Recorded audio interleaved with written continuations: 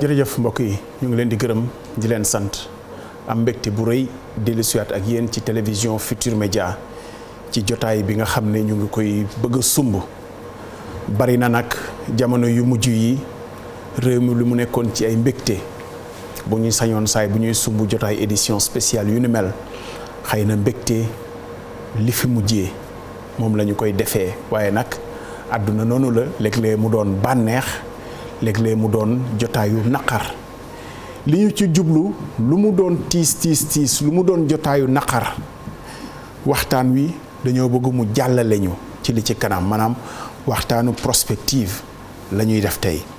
ndax bu ñu nangoo ñun ñëpp ne xëy na démb ci ñi nga xam ne jot nañ ñoo topp ci télévision Futur Média minuit ba 3 heures du matin xëy na on a laissé le temps à l'émotion nangu ni tiis wi ak njàqare ba nit ñi nekkee woon mën nañ leen cee déglu nangul leen ko du tere nag ba ñu fanaanee ba yendu ba ci jamono jii ñu toll ñu tàmbali nag di liñ bët li nga xam ne moo xew ba fukki liir ak benn ñàkk seen bakkan ci lakk bu am ci hôpital Maam Abdoul Aziz Sy Dabakh bu Tivaouane ci service néonatologie jot nañu taxaw ci waxtaanee ko ndax ñaar moo nekk mu xew ñu ne oh comment c'est possible maanaam lu kenn xaarul beneen bi mooy mu xew ñëpp ne xamoon naa ko wala bertuma te xëy na ñaareelu kaa bi ku ne war na koo moytu bertuma wala xamoon naa ko dafay tekki ni xëy na am na lu ñu waroon gàttandu te gàttanduwuñu ko te boo déggee riir bi tey xëy na boobu moo gën a dominer maanaam bertuma wala xamoon naa ko ci dayo bi nag xëy na ëpp na li ko ku nekk mënoon a njort ndax benn bakkan bu rot rek bari na waxuma la fukki bakkan ak benn rawatina ay liir yu tooy xepp yoo xam ne yaakaar rek la ñu juddoo yaakaar la ñu amoon ci ñoom seeni wayjur gannaaw bu ñu jaalewaatee njaboot yi nga xam ne ñoom ñoo ñàkkale jaale ko Sénégal yépp ndax defe naa ni tiis wi askan wi yépp la dal ñu fàttali ni kàddu président de la République démb moo ko njëkk a yëgle sax ci 23h20 ci message bu mu def xam le ni yëg na lakk bu am ci hôpital Maam Abdoul Aziz Sy Dabakh ci service néonatologie fukki liir ak benn ñàkk nañ ci seen bakkan mu koy jaal mbokk yi fekk fi woon ministre de la santé Abdoulaye Diouf Sarr ndax mu ngi woon ca Genève doon bokk ci assemblée générale organisation mondiale de la santé ba mu xëyee it dakkal na mission boobu ñibbisi woon na ci 14h egsi na ci Ndakaaru demoon Tivaouane la mu fa wax it dégg nañ ko xëy na nañ si jël ci dataay waaye xibaar bi ci mujj bi bees mooy moom Abdoulaye Diouf Sarr président de la République Macky Sall wàccee na ko ci décret boo xam ne président signé na ko kon docteur Marie Khemesse Ngom Ndiaye ci jamono ji ñuy wax ak yéen mooy ministre de la santé remplacé Abdoulaye Diouf Sarr kon Marie Khemesse Ngom Ndiaye moom moo remplacé Abdoulaye Diouf Sarr ci ministère de la santé et de l'action sociale jamono ji ñuy waxee nii ñu am mbégte lool nag di fi dalal ñu yaakaar ni yey nañu ci waxtaanee problème bi nga xam ne nii moo xew ci seen casquette yi nga xam ne xam nañu hôpital bu dul lu ñu xam faj xam nañu structure hospitalière bu dul lu ñu xam structure hospitalière xam nañu lu établissement public de santé ëmb ci wàllu sécurité kaaraange bi nga xam ne nii mooy war a mat pour nit ñi bu ñu demee ci hôpital yaakaar ba nga xam ne moom la ñu fa am ci faj ñu am ko maa mbégte lool nag di leen fi dalal balaa ñuy sori docteur Fatou Mbaye Sylla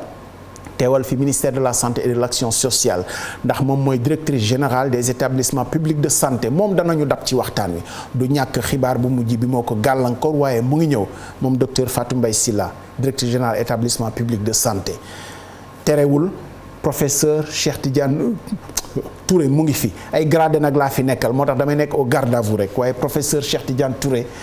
nekkoon ancien chef service chirurgie bu hôpital Le Dantec professeur maa ngi lay dalal jàmm. jàmm rek waaye sëñ bi Cissé sant bi xaw a naqari rek wante man daal bëri daal. bu ñu waxtaanee maa ngi lay gërëm ci li nga ni ñu invité ci sa plateau bi nii pour wax loo xam daal dafa soxal nit ñi daal. ci li am lu tiis lu am nii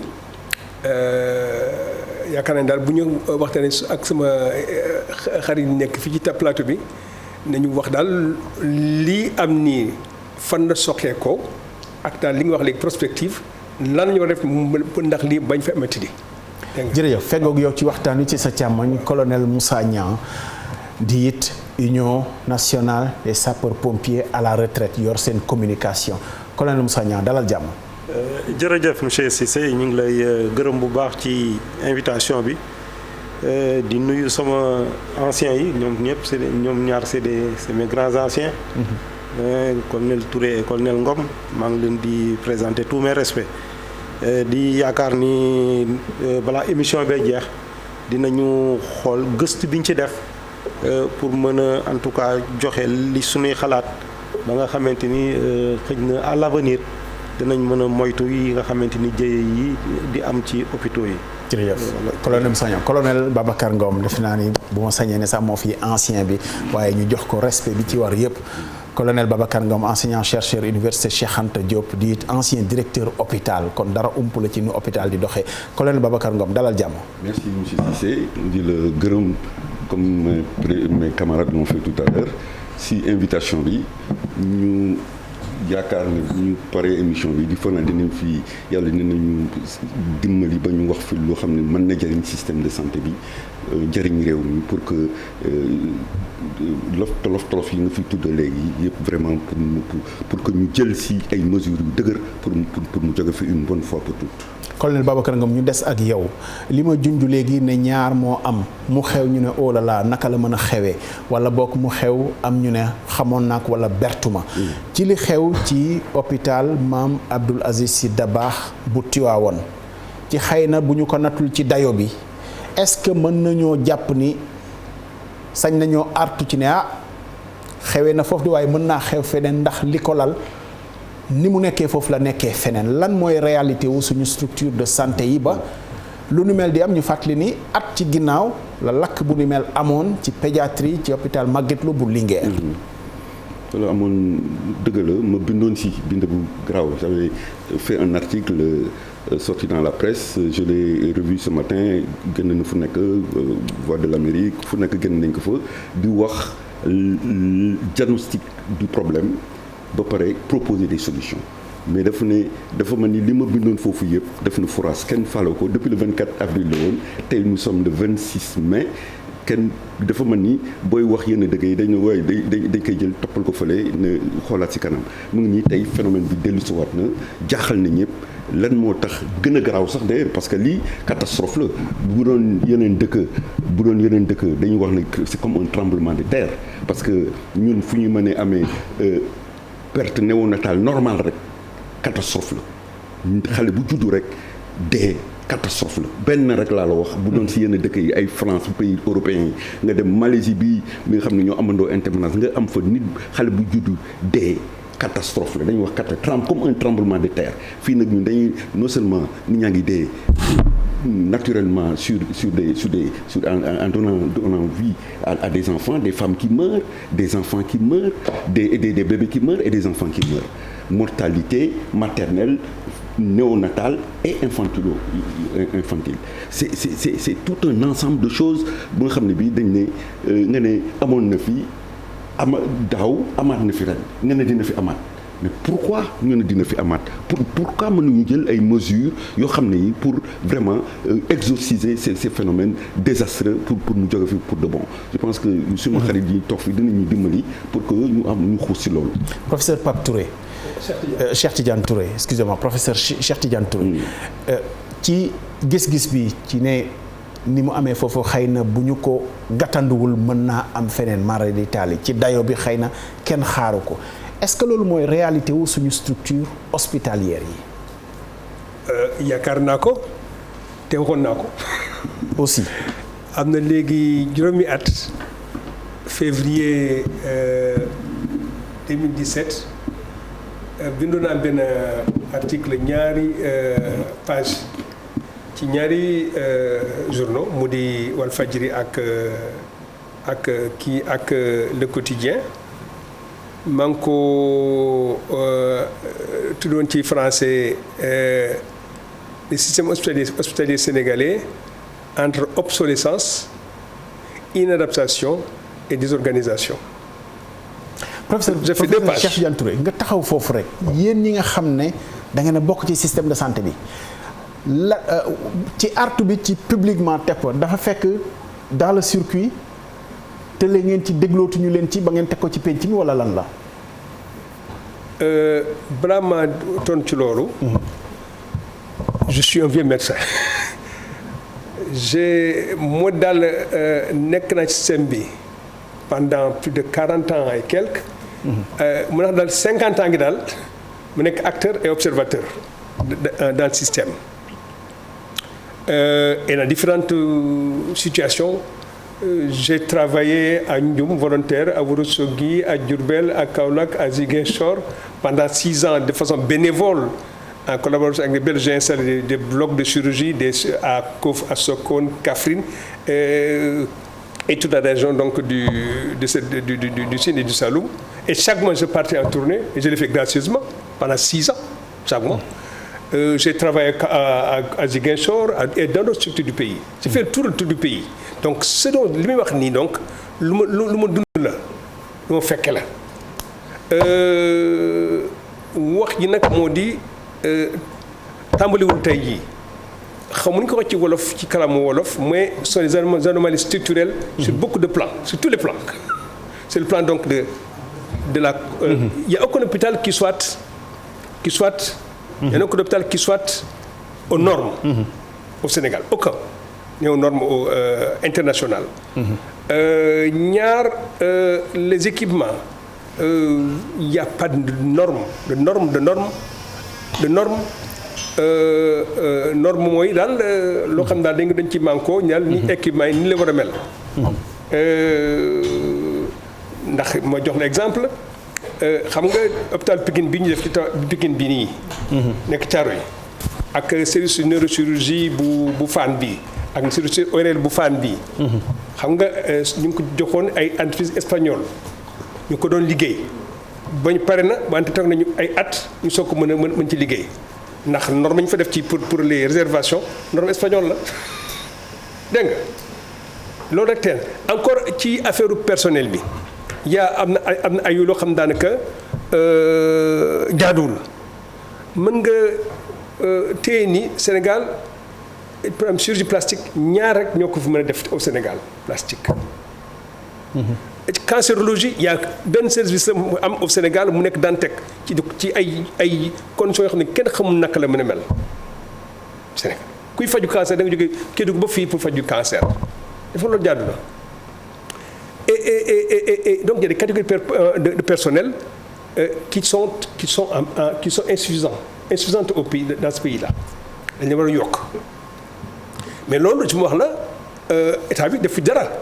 ndax man ci li ma doon liggéey comme spécialité mooy chirurgie viscérale mooy biir ak loolu bu ma defloon dara yaakaar naa ni kon Sénégal du amati chirurgien viscéraliste. c'est-à-dire dem yow sama wut ay pexe. maa jógee jël fa jàngale ay xale yóbbu naa étranger mu ëpp 15 ay fukki ay xale ak juróom waaw formé naa ci mat fukki ak ak topp man formé naa leen. loolu état dimbali mu ci dégg nga wax ci.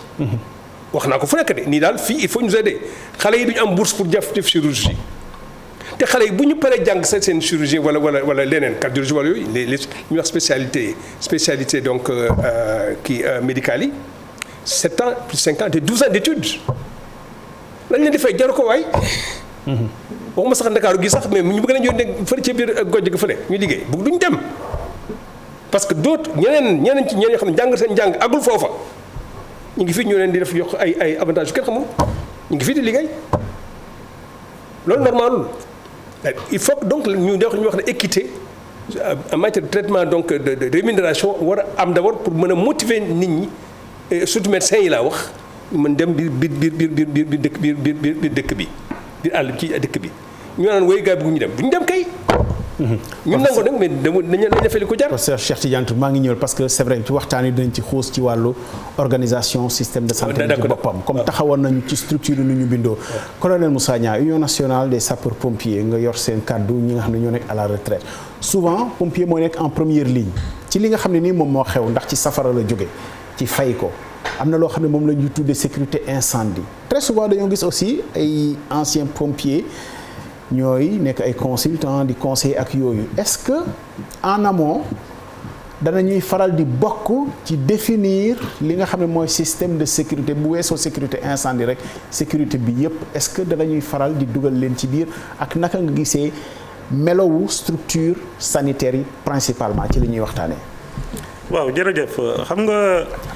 li ñuy wax établissement de santé dañoo bokk ci pàcc boobu ñu tuddee établissement recevant du public. établissement recevant du public mooy bépp béréb boo xamante ni ay nit dinañ ko fréquenter soit ñu ñëw fa ndax dañoo fay wala ñu ñëw fa ndax dañ leen a invité wala ñu ñëw fa ndax dañoo ñëwal ci seen cëggal guyu bopp. dañ fa am soxla rek. voilà ñooñu fa dugg ñooñu ñëpp nag ci béréb boobu dañ koy tuddee établissement recevant du public. loolu dafa am arrêté ministériel boo xamante ni moom moo koy saytu muy arrêté ministériel 5945 du 14 mai 1969 nga xamante ni ministère de l'intérieur ak direction de la protection civile ñoom ñoo ko teg ci arrêté boobu daanaka dafa saytu lépp loo xamante ni rek jumtukaay la pour mën a fexe ba nga xamante ni bépp établissement recevant du public dina am lu koy ñoŋal ci wàllu sécurité que mu nekk sécurité incendie wala mu nekk sécurité bu jëyee amee te nit ñi war a génn ci diir bu gàtt ci lu gaaw ci ay anam yoo xamante ni anam yu ànd ak dal la. établissement yi ñuy wax établissement sanitaire muy hôpitaux yi di dispensaires yi di cliniques yi di lépp loo xamante ni rek bërëb bu fajukaay la yooyu da ngay dem ci njëlbeen gi bala ñu koy tabax ci conception bi nga xamante ni ñu ngi nar a tabax hôpital wala ñu ngi nar a tabax centre de santé bi wala poste de santé bi wala clinique bi donc dañoo war a am autorisation de construire boobu sapeur pompier yi dañ ci am pàcc bu ñu war a dox de par la commission régionale nationale wala régionale wala commission auxiliaire de protection civile bi nga xamante ni soit ministre de l'intérieur moo koy diriger bu dee commission nationale bi la wala gouverneur de région bi ñi nga xamante ni fi la ñuy tabax jumtukaay boobu. colonel xam naa ni c'est très important. la waxee ñu ko ñun mais. léegi sapeur pompier yi. seen pàcc mooy bala ñuy tabax loolu ñoom dañuy joxe seen avis. ci lépp loo xamante ni rek luy indi lakk la wala lu koy yokk wala lu koy wala lu dul yombal fay bi su amee. voilà léegi nag ci noonu dinañu joxe ay recommandation yooyu nag mooy tax bu l'hôpital bi pare ba nga xamante ni ñoom bi dañuy dellusiwaat ci commission bi nga xamante ni mooy réceptionner hôpital bi pour xool ndax li nga xamante ni joxe woon nañ ko ci njëlbeen gi bi ñuy laata tabax ndax respecté nañ ko am déet ba pare nag léegi nag joxe jumtukaay yi nga xamante ni suivant matériel yi fa nekk suivant destination wu locaux yi parce que local bu nekk am na mën na nekk local bu mën a génnee jëya mën na nekk local néeg boo xamante ni bu jëya amee tolof dina fa gën a gaaw a am ñoom ñu joxe ay recommandation ba nga xamante ni bu lu fa mën a am it ñu mën koo aar ci lu gën a gaaw ak pexe yi ñu ca war a def donc bu fekkee dafa laaj extincteur bu fekkee dafa laaj ay bouche d'incendie wala poteau d'incendie wala ay robinet d'incendie armé ñoom danañ leen saytul loolu wala bu fekkee dafa am laaj ay jumtukaay yoo xamante ni comme li am biig jumtukaay yoo xamante ni bu safara amee jumtukaay boobu day daal di wane ni safara am na foo mën a nekk di nga dégg muy salir. détecteur de fumée bu ànd ak alarme. nga xamante ni dina mën a coytu li xew même bu fekkente ni sax nit toogul mais ku nekk ci béréb boobu di nga dégg li nga xamante ni nga xam ni fële jëye am na fa waaye bu fa amul nag war day xaw a indi ay yeneen tolof donc yooyu sapeur pompier di def ginnaaw loolu dina am ay hôpitaux yoo xamante ni ci dayo bi ñuy am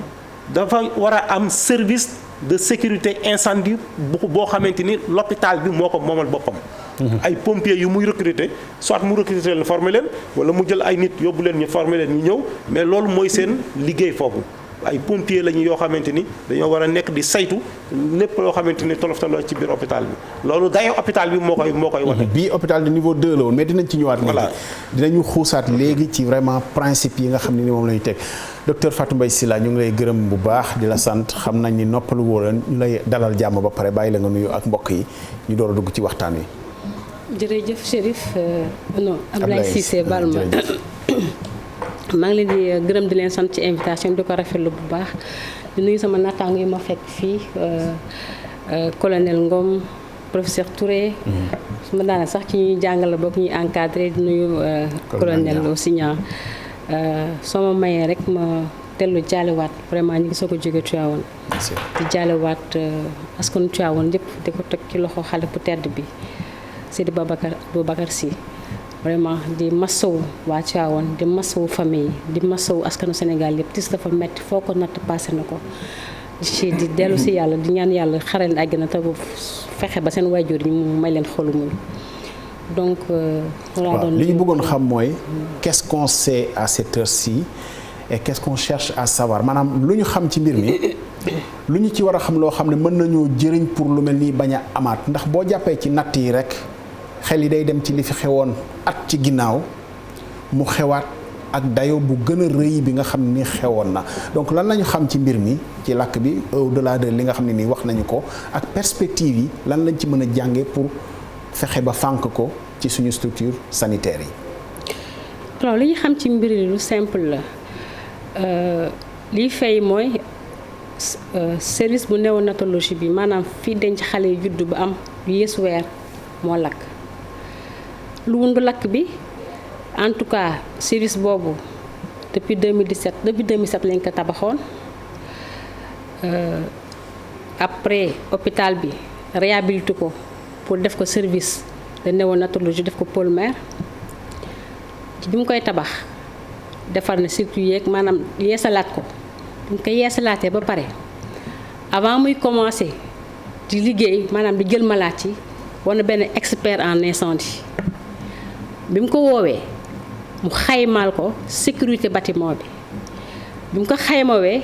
defal ko ay recommandations une dizaine de recommandations defal extincteur defal bouche d'incendie former sa personnel defal ay détecteur de fumée yépp mu satisfaire ko les documents sont là te là-bas ce matin mu satisfaire ko benn moo ki satisfairewul mais li yëpp def na ko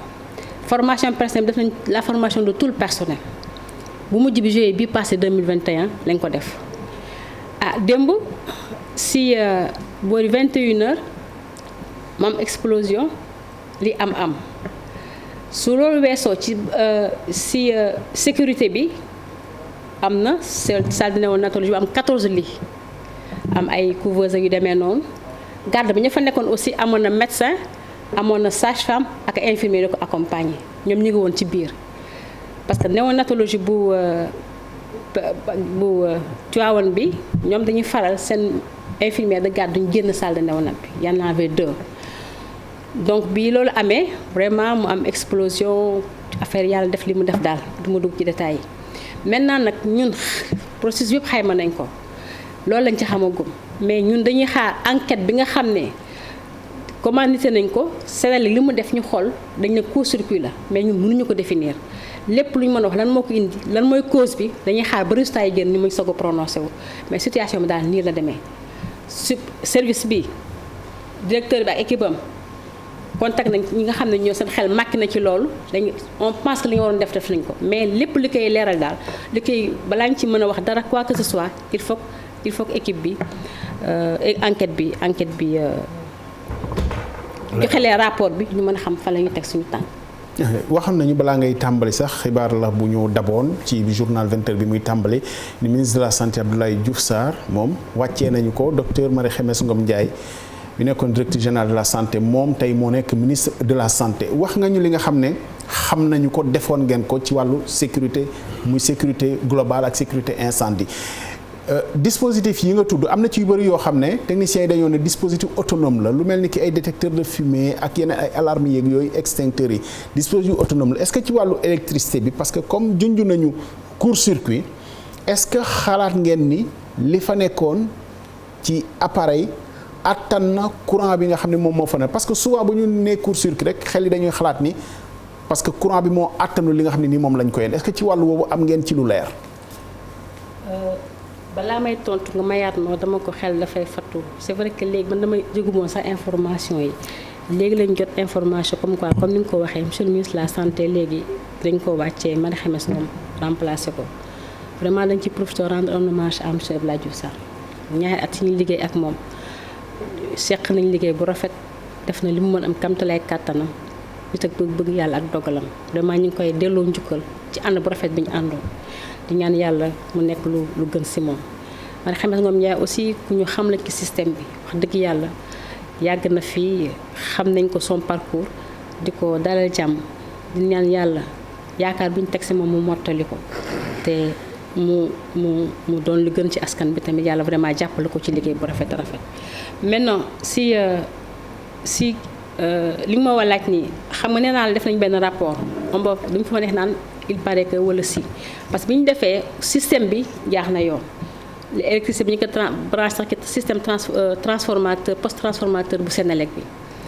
am nañ groupe bu 2000 kVA bu fa nekk maintenant est-ce que affaire bi attan na ko attanu ko on verra avec l'enquête ça c'est une expertise loo xam ne bii ñu am seen xam-xam màcc loolu ñoo ko mën a wax bëgguma ci dugg xuus ëllëgee mu nekk loo xam ne méngoowul ak li am mais daal ci suñu li ñu njëkk a xayma daal su xam-xam bu gàtt xalaat nañ ne du point de vue sécurité jëloon nañ matuwaay est-ce que lañ jëloon doy na on verra est-ce que doyul on verra parce que ñun nag waa kër docteur ku nekk mën na juum waaye waa kër docteur suñu juumee lu mu tuuti que ça soit une défaillance technique une défaillance humaine ça aboutit à une perte en vie humaine te ñu suñu mission mooy faj mooy dundal moo tax tout le temps yu mel ni dafay dramatique donc quelle que soit la situation il faut que ñu évaluer ko ak lu ñu mënti def fekk am na lu tal fatal ay ne loo xam ne jaar si yoon il faut que ñu redresser ko loolu moom chaque fois loolu ñu doon wax def la ni def parce que il faut ñu réévaluer situation bu toogee en toute objectivité ñu xool lan moo ci jaar yoon ak lu ci jaaru yoon li si jaar yoon ñu lijjanti ko defar ko ba mu jaar yoon li nga xam ne baax na ñu gën ko ñoŋal mais pour le moment à l'état actuel des choses on ne peut pas se prononcer sur la situation de l'électricité l'enquête est en cours le rapport de la Sénélec va nous parvenir et puis en ce moment-là on pourra définir exactement qu'est-ce qui est à l'origine effectivement de ce court-circuit il y a. Docteur Fatou Mbaye Sylla juste me permettre la nga dabu laaj bu njëkk bi nga xam ne moom la ñu dugalee suñu invité yi. ci ne mbir bu xewee ñu ne naka la mën a nekkee parce que lépp def nañu ko wala boog am ñeneen ñu ne xamoon naa ko te xamoon naa ko bi tey dafa mel ni wala boog lu mënoon a nekk lu ñu doon séntu la ci rawatina ci suñu structure hospitalière suñu structure de santé yi est-ce que loolu mooy réalité wu structure hospitalière u Sénégal yi am déet. alors su li ñuy waxee nga ne xamoon naa xam nga des fois aussi c'est vrai que il faut ñu nangu ni système bi loo ci mënti wax lu ne am na lu manqué fii kenn du fi toog ne lépp a ngi dox na mu war a doxee waaye booy xayma da ngay xayma fa nga jógee fi nga tollu léegi ak fa nga bëgg jëm maa ngi bi may dugg si maa ngi dégg professeur Touré di wax ci affaire suñu hôpitaux yi en termes d'infrastructure parce que dafa bëri ay composantes ci tabax bi ci personnel bi ci organisation des services bi hôpitaux yi am na yoo xam ils sont centenaires ay 1800 quelque lañ bu Saint-Louis bi bu Dantec bi am na hôpitaux yoo xam ne ay 1900 lañ leen tabax soo xoolee hôpitaux yooyu ak ñi mu ngi tabax ci ñaari at yi mu ngi mel ni yàlla ak yaali donc hôpital dafa am ay normes dañ daan tabaxee parce que en 1900 les réalités épidémiologiques bokkut ak yu mel yu tey ah hôpital type pavillonnaire léegi kenn defatu ko benn service fii benn service fële rajo fii sooy dem jaar ci biir cour bi loolu kenn defatu ko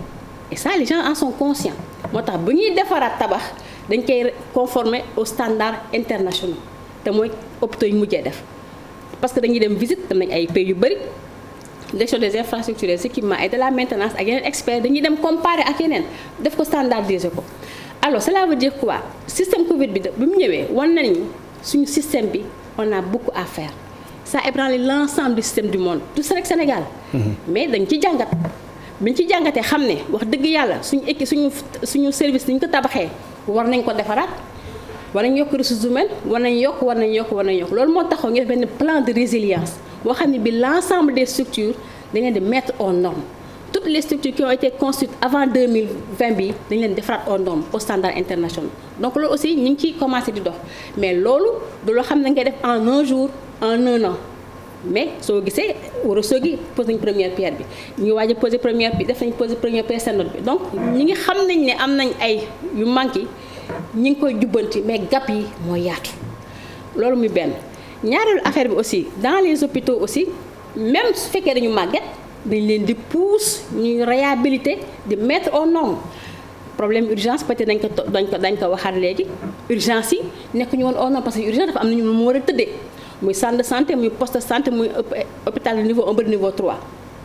dafa am lu ñu ko laaj en terme de lit lu ñu ko laaj en terme de circuit lu ñu ko laaj en terme de ressources humaines mais loolu yëpp xayma nañ ko def nañ suñu document ñi commencé am na structure yu bari karam monsieur le ministre demoon na bi wàcc demoon nañ ko wala gis ngeen defaraat nañ foofu même bloc bi dañ ko adapté au contexte actuel donc am na yoo xam ne mën naa ko fii citer Thiès mais et cetera. est-ce que cadre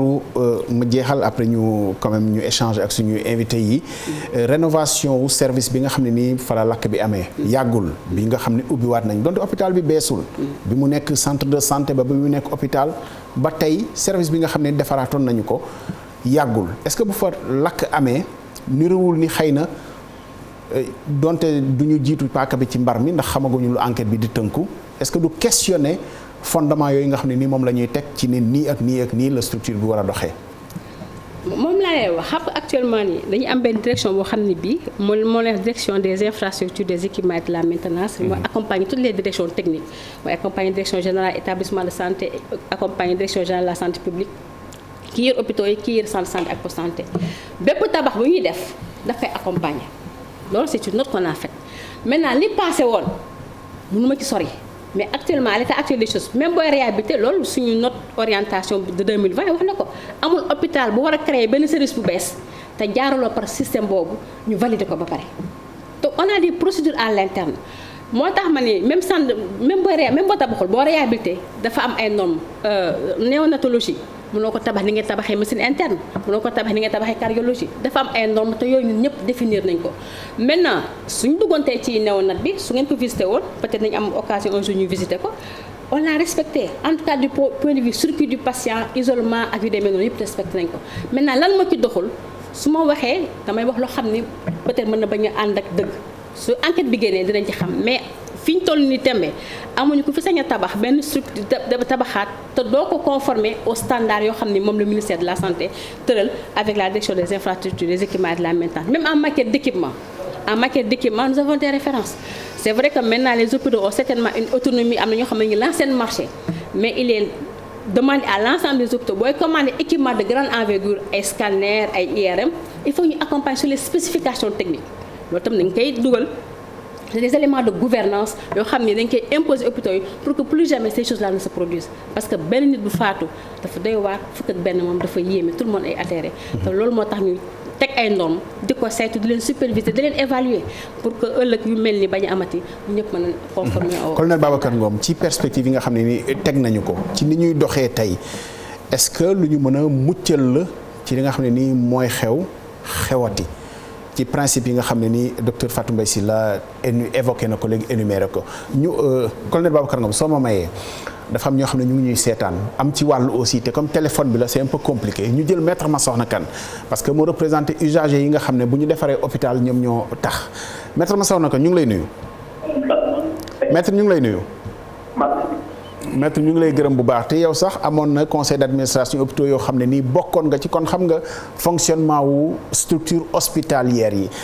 maître gannaaw bu ñu la massa woo it parce que yëkkati woon nga kàddu njaal yoo xam ne jëmale woon nga ko ci njaboot yi information bu mujj bi aussi mooy ministre de la santé wàccee nañu ko docteur Marie Khemesse Ndiaye moo ko remplacé mais lan nga jàpp ci li nga xam ne xewoon na daaw xew ren te ñu war a mën a fexe ba bu mu xewati ci yan levier la ñuy taxaw ak loo xalaat ci li nga xam ne nii xew na Tivaouane.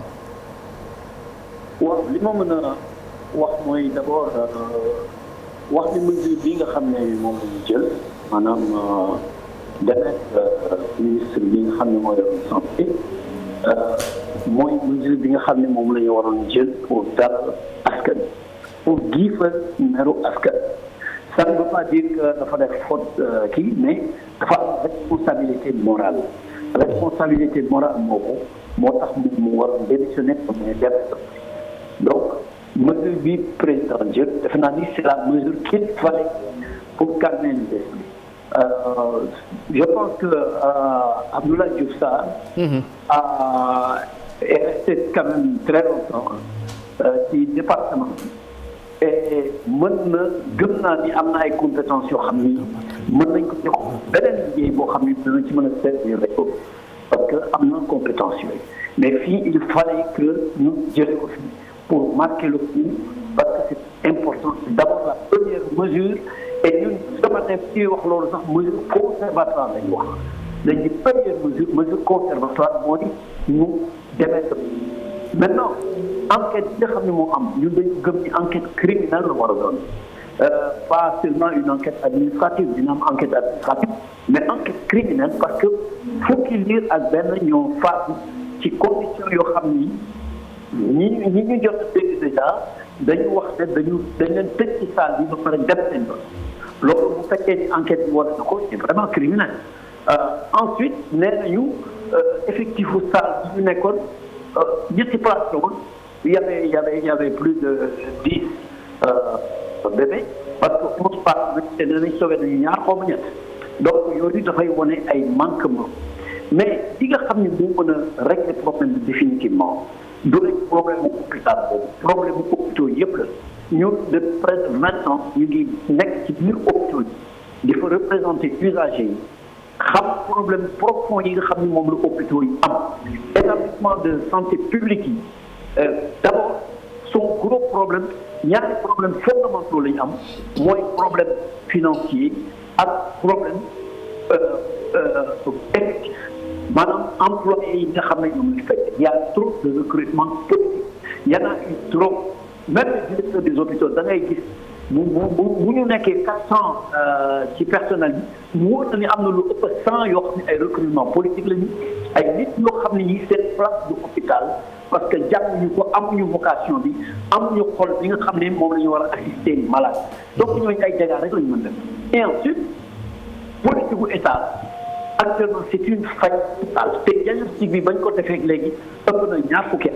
parce que def nañ ci façon assise yu nekk ngir xam problème yi ñëpp xam problème mu hôpitaux yi c'est d'abord problème de ressources financières parce que bu fekkoon ni tey da nga bëgg a jox sa jabar pour mu togg nga war ko 10 000 francs pour toggal la ceeb bu normal nga jox ko 2 000 francs defe naa ne du la mas a togg ceeb bu normal. hôpitaux yi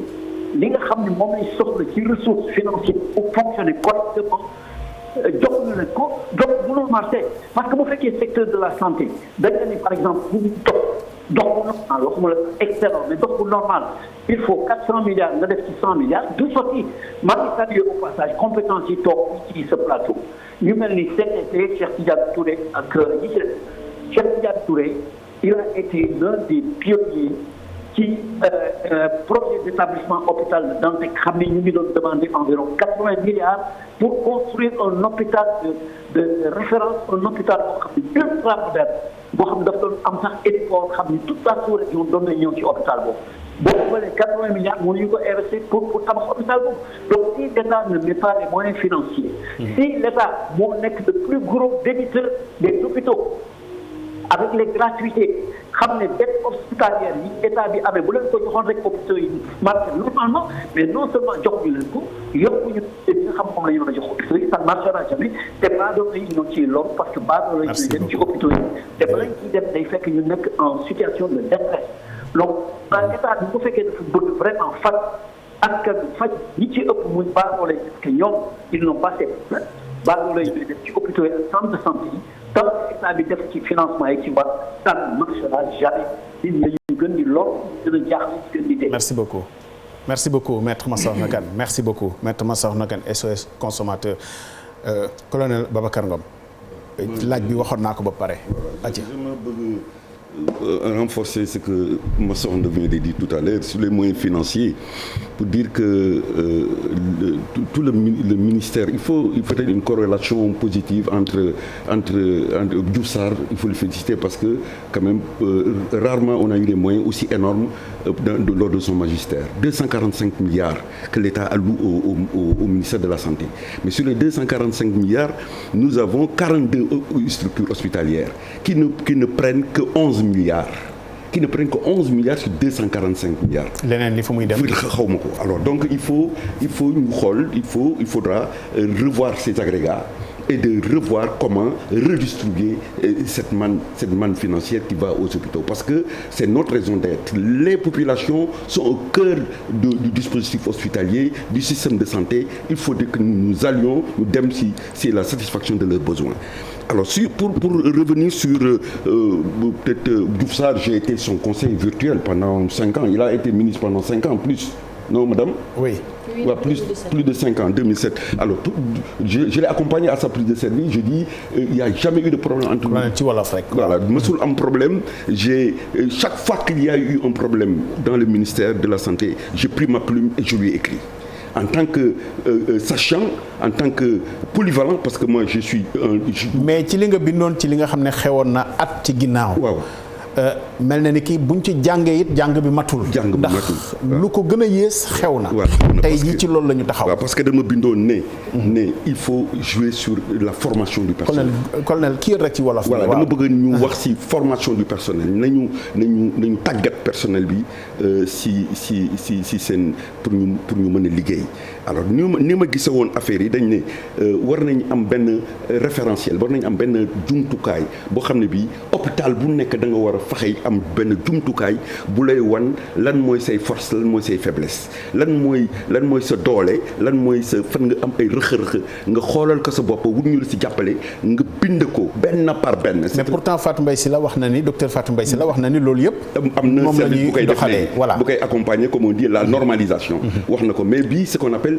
c'est pas des normes, c'est un référentiel. C'est un peu différent. Puis référentiel la bële seen norme c'est standard mais bii da ngay taxaw in situ c'est comme qui disait booy wax macroéconomie et microéconomie. macroéconomie si kaw la mais si yow lii la jigéen ñi si biir sa dépense su kër nan nga koy doxalee nan ngay reyee say mbóot nan ngay reyee say ginaar si kër gi yow yaa koy xoolal sa bopp nga ne ma lii su ma dalee dinaa def lii pour loolu bañ ma dal et cetera loolu la ñuy wax référentiel des risques professionnels. Aucun hôpital ne l'a si ce n'est l'hôpital de Saint-Louis benn hôpital moo ko fam ci Sénégal hôpital de Saint-Louis waxoon naa ko daaw waroon nañ daw xool ji document boobu pour ne kii naka lañ def ba am document bu mel nii pour que ñëpp roy ko mais dégguma fenn fu ñu wax ne am na ñu dem toppandoo ji Saint-Louis sur le référentiel des risques professionnels dans tous les établissements publics de santé su dul loolu avec aussi un problème de leadership nit ki doo jël n'importe qui rek nga teg ko pour mu nekk ci kanam. colonel n'importe qui xawul. non je veux dire que mënoo jël wax naa ko benn yoon je dis la gestion au gestionnaire les soins aux médecins naka nekk jël li nga war a jël ku nekk na nga jël li nga war a jël jox ko parce que directeur d'hôpital métier la bu da ngay dem jàngi soo loo jàngul doo ko tare. loo jàngul doo ko tari à la kulli alin loo jàngul doo ko tari alors donc nit ki et d'ailleurs la preuve am nañu su ma gisee problème yi il y a on nomme le président de la République nomme à tous les postes civils et militaires. Il est au sommet de la hiérarchie il reçoit des propositions ñi koy proposer nañu ngir yàlla nañu jël nit ñi l'homme qu'il faut à la place qu'il faut kii war a nekk place bi nañ ko teg place bi pour mu liggéey Sénégal ñi ñëpp ko bokk man dama trimé dama jóge de la base au sommet dama nekk hôpital nekk officier ñafe nekk hôpital directeur hôpital départemental hôpital régional di yéeg ba nekk hôpital national CHU il faut que mu am aussi step by step il faut que mu am ñuy teg nit ñi loolu c'est dañ ko war a normaliser. loolu c'est une norme madame il faut normaliser la fonction du directeur d'hôpital. waruloo tëb rek nekk rek dem dans un hôpital de niveau 3 de niveau 4 de niveau il faut passer par le niveau 1 ba def ses preuves ñu évaluer la yëgal le niveau 2 kii nekk niveau 2 ñu évaluer ko ne mën na dem niveau 3 ñu yëgal ko nañu waxante dëgg mais c'est comme ça que ça doit se passer. moi je suis polyvalent dama nekk gestionnaire nekk naa économiste nekk naa santé publique nekk naa épidémiologiste même épidémiologie jàng naa ko te duma docteur mais dama soog dugg ci lépp pour xam pour mën a bokk ci kër gi pour mën a wax fu ñu waxee mu wax fa pour mën a bokk ci wax yu mel nii donc problème bi loolu mais xoolal li ñu perte ci ay nit au-delà de l'aspect émotionnel du ñu xool 11 innocents yu dee 11 innocents c'est combien d'années de vie perdues ñaata at yu ñooñu xale yooyu waroon dund pour yaakaar bi tas rek rëy na sax. ci seen i waajur ak seen i njaboot rek. ba foofu la commencé yaakaar bu tas mais xale bu waroon dund 90 ans. mu dee à presque 1 mois on a dit mortalité néonatale c'est entre 1 et 28 jours 1 mois nga dee 99 ans man est-ce que bu ñu waxoon tey ne ay des volontaires de 80 ans ñu dee pour que ñu dund est-ce que duñu am nga foog ne duñu am ay volontaires. maa ngi ñëwaat léegi colonel Babacar Ngom professeur Cheikh Tidiane Touré est-ce que problème mu nit la rek nommé kii fii wala système bi la lan la ñu war a réformer pour vraiment lii mu doon lu fi bañ a amati est-ce que mën naa yem rek ci ka nga xam ne ni moo jiite hôpital bi wala système bi nga xam ne moom ci boppam mi jiite hôpital bi ci système bi mu nekk la. jërëjëf encore sëñ bi Cissé xam nga wax naa ni sànq problème ay problème structurel la moo tax lii am. à différents niveaux. waaw et puis il y a quand même une loi quand même de la réforme hospitalière quand même. La loi il y a une loi qui est la réforme hospitalière. wax ji mooy c'était en 98 je pense docteur. mais li am mooy elle n'a pas été bien appliquée ah c'est-à-dire que l'application n'a pas été bonne et puis il y a des am na ay fànn yoo xam daanaka daal comme lu ñuy wax gestion hospitalière est-ce que dama laajoon naa keroog ndax am na manuel de procédure en matière de gestion hospitalière ñu ma daal chacun daal gère son hôpital comme il peut. Comme il peut. Chacun le fait comme il peut. Oui, il y a bien sûr la. comme lii colonel Babacar am na norme waaye nag référentiel yi ku nekk yaay dem ku nekk yaa koy définir sa bopp. non il y a pas de manuel de procédure en fait kon am na li ma ci li ma man du ma gestionnaire d'hôpital am na c'est-à-dire que kii tuddati manuel de procédure bi. léegi daal amul wax daal kii ci dans le cadre de la réforme de façon ci façon précise que nii lañ ko war a defee chacun daal da nga daal dafay gérer daal hôpital la comme il l'entend bien sûr il est clair que la comment dirais-je kii analytique bi nu mu tudd comment dirais-je encore. même si. la qui analytique, comment dire encore. La analytique quand même est faite. Bon, on sait que bon, on fait, tout le monde le fait de la même manière, n'est-ce pas? Mais les procédures sont donc différentes. Lan moo sonal gestionnaire structure hospitalière yi. xam nga lan la. c'est que il y a des anomalies. sans que kii sama xarit bi. Babacar Ndong am na lu wax léegi ne ci affaire personnelle yi. dafa am ay personnes yoo xam ne daanaka dañoo bëri ci hôpitaux yi te amuñu njëriñ hôpital bi dañ fa nekk ñu bëri amuñu qualification bu war maanaam boo demee ci ay hôpitaux yi ba rek da ngay dégg ay dénomination vacataire prestataire. Enfin, quand on voit prestataire, oui, on peut l'être quand on a une compétence. Mais soit ces gens ont une bonne compétence. Ils peuvent aller faire solde, te daanaka amuñu njëriñ hôpital bi. Et pourtant en matière de recrutement de personnel paramédical, il y a des normes quand même. On sait il y a des ratios. Tant de lits, il y a tant de lits, il y a tant d'infirmiers et il y a tant d'infirmiers. Ça on le sait. Il y a des normes donc pour recruter donc des personnes paramédicales. Ça on le sait. Mais on recrute au-delà de toutes ces règles-là, ces normes-là. Si bien que donc ça, c'est beaucoup, ça grève le budget de l'hôpital. Et d'autre part, bon, ñu wax ko TD, baal ma dina Sénégal hôpitaux yi boo demee 14 heures ñëpp wàcc nañu dem. Ils ont une façon li ñuy def personnel médical mooy dañuy def permanence kenn dafay des wala ñaar ñooñu dem ñu seen kër. mais loolu est-ce que duñu interroger conscience professionnelle ñi nga xam ne ñooy soignants yi personnel médical bi tamit. loolu c'est une conscience léegi il y a des règles il y a des règles il faut que chacun respecte la règle dégg nga loolu amul kii déedéet il y a des contraintes qu'il faut être quand même coercitif c'est-à-dire il faut que ku nekk def ñuy wax quantum horaire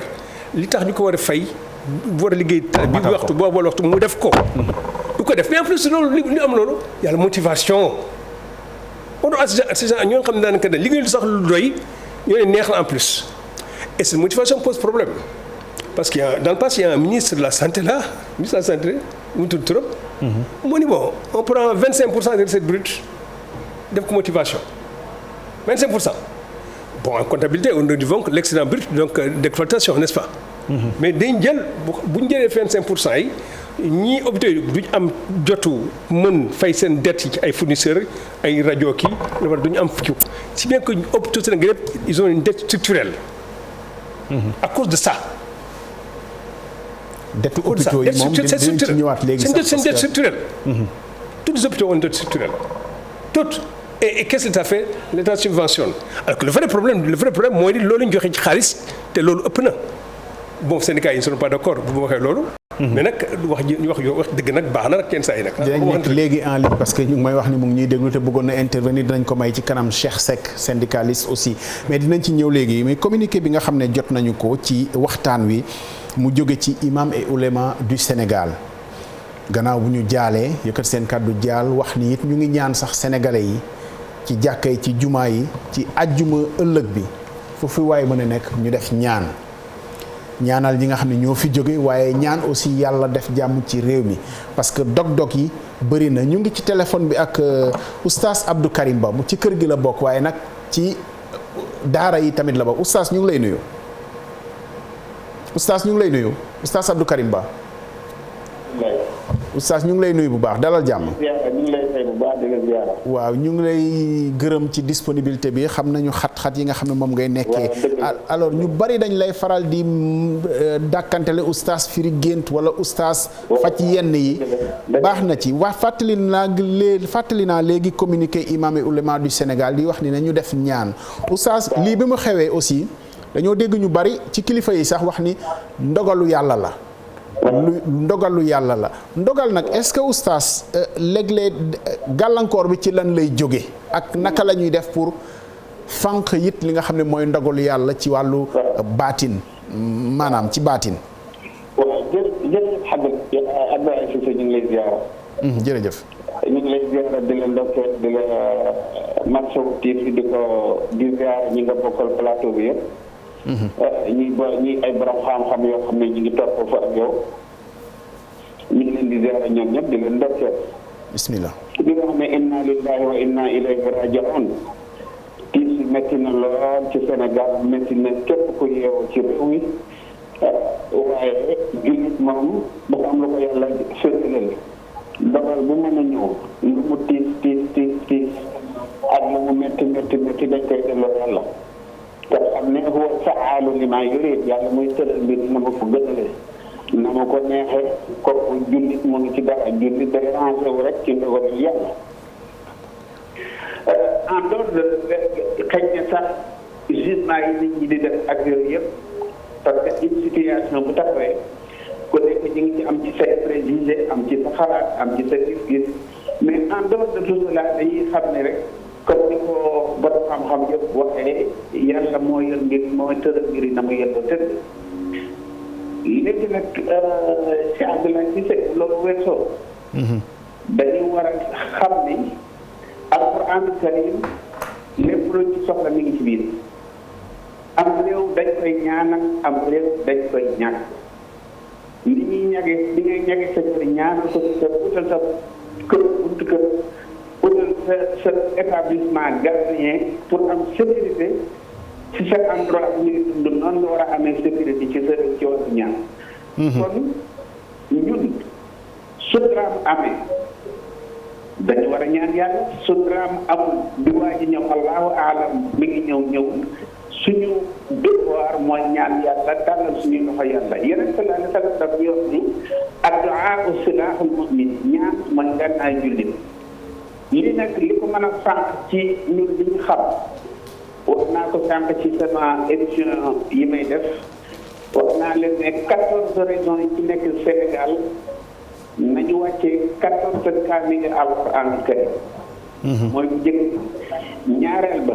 ñu wut juróom benn nag yoo xam ne ni dañ leen di rey topp leen def leen ay ñam woo ay jullit ak réew ci doole jëm leen ko lillahi wa rasuuli ñetteel bi mooy ñun ñëpp kenn ku nekk foo mën a nekk ci Sénégal nga jël sa kurus nga wërd a'uuzu billahi mina shaytaani rajim loolu defe naa ñëpp xam nañ ko mën nañ ko a'uuzu billahi mina shaytaani rajim junni yoon nga def ko junni yoon ak foo mën a nekk ci réew mi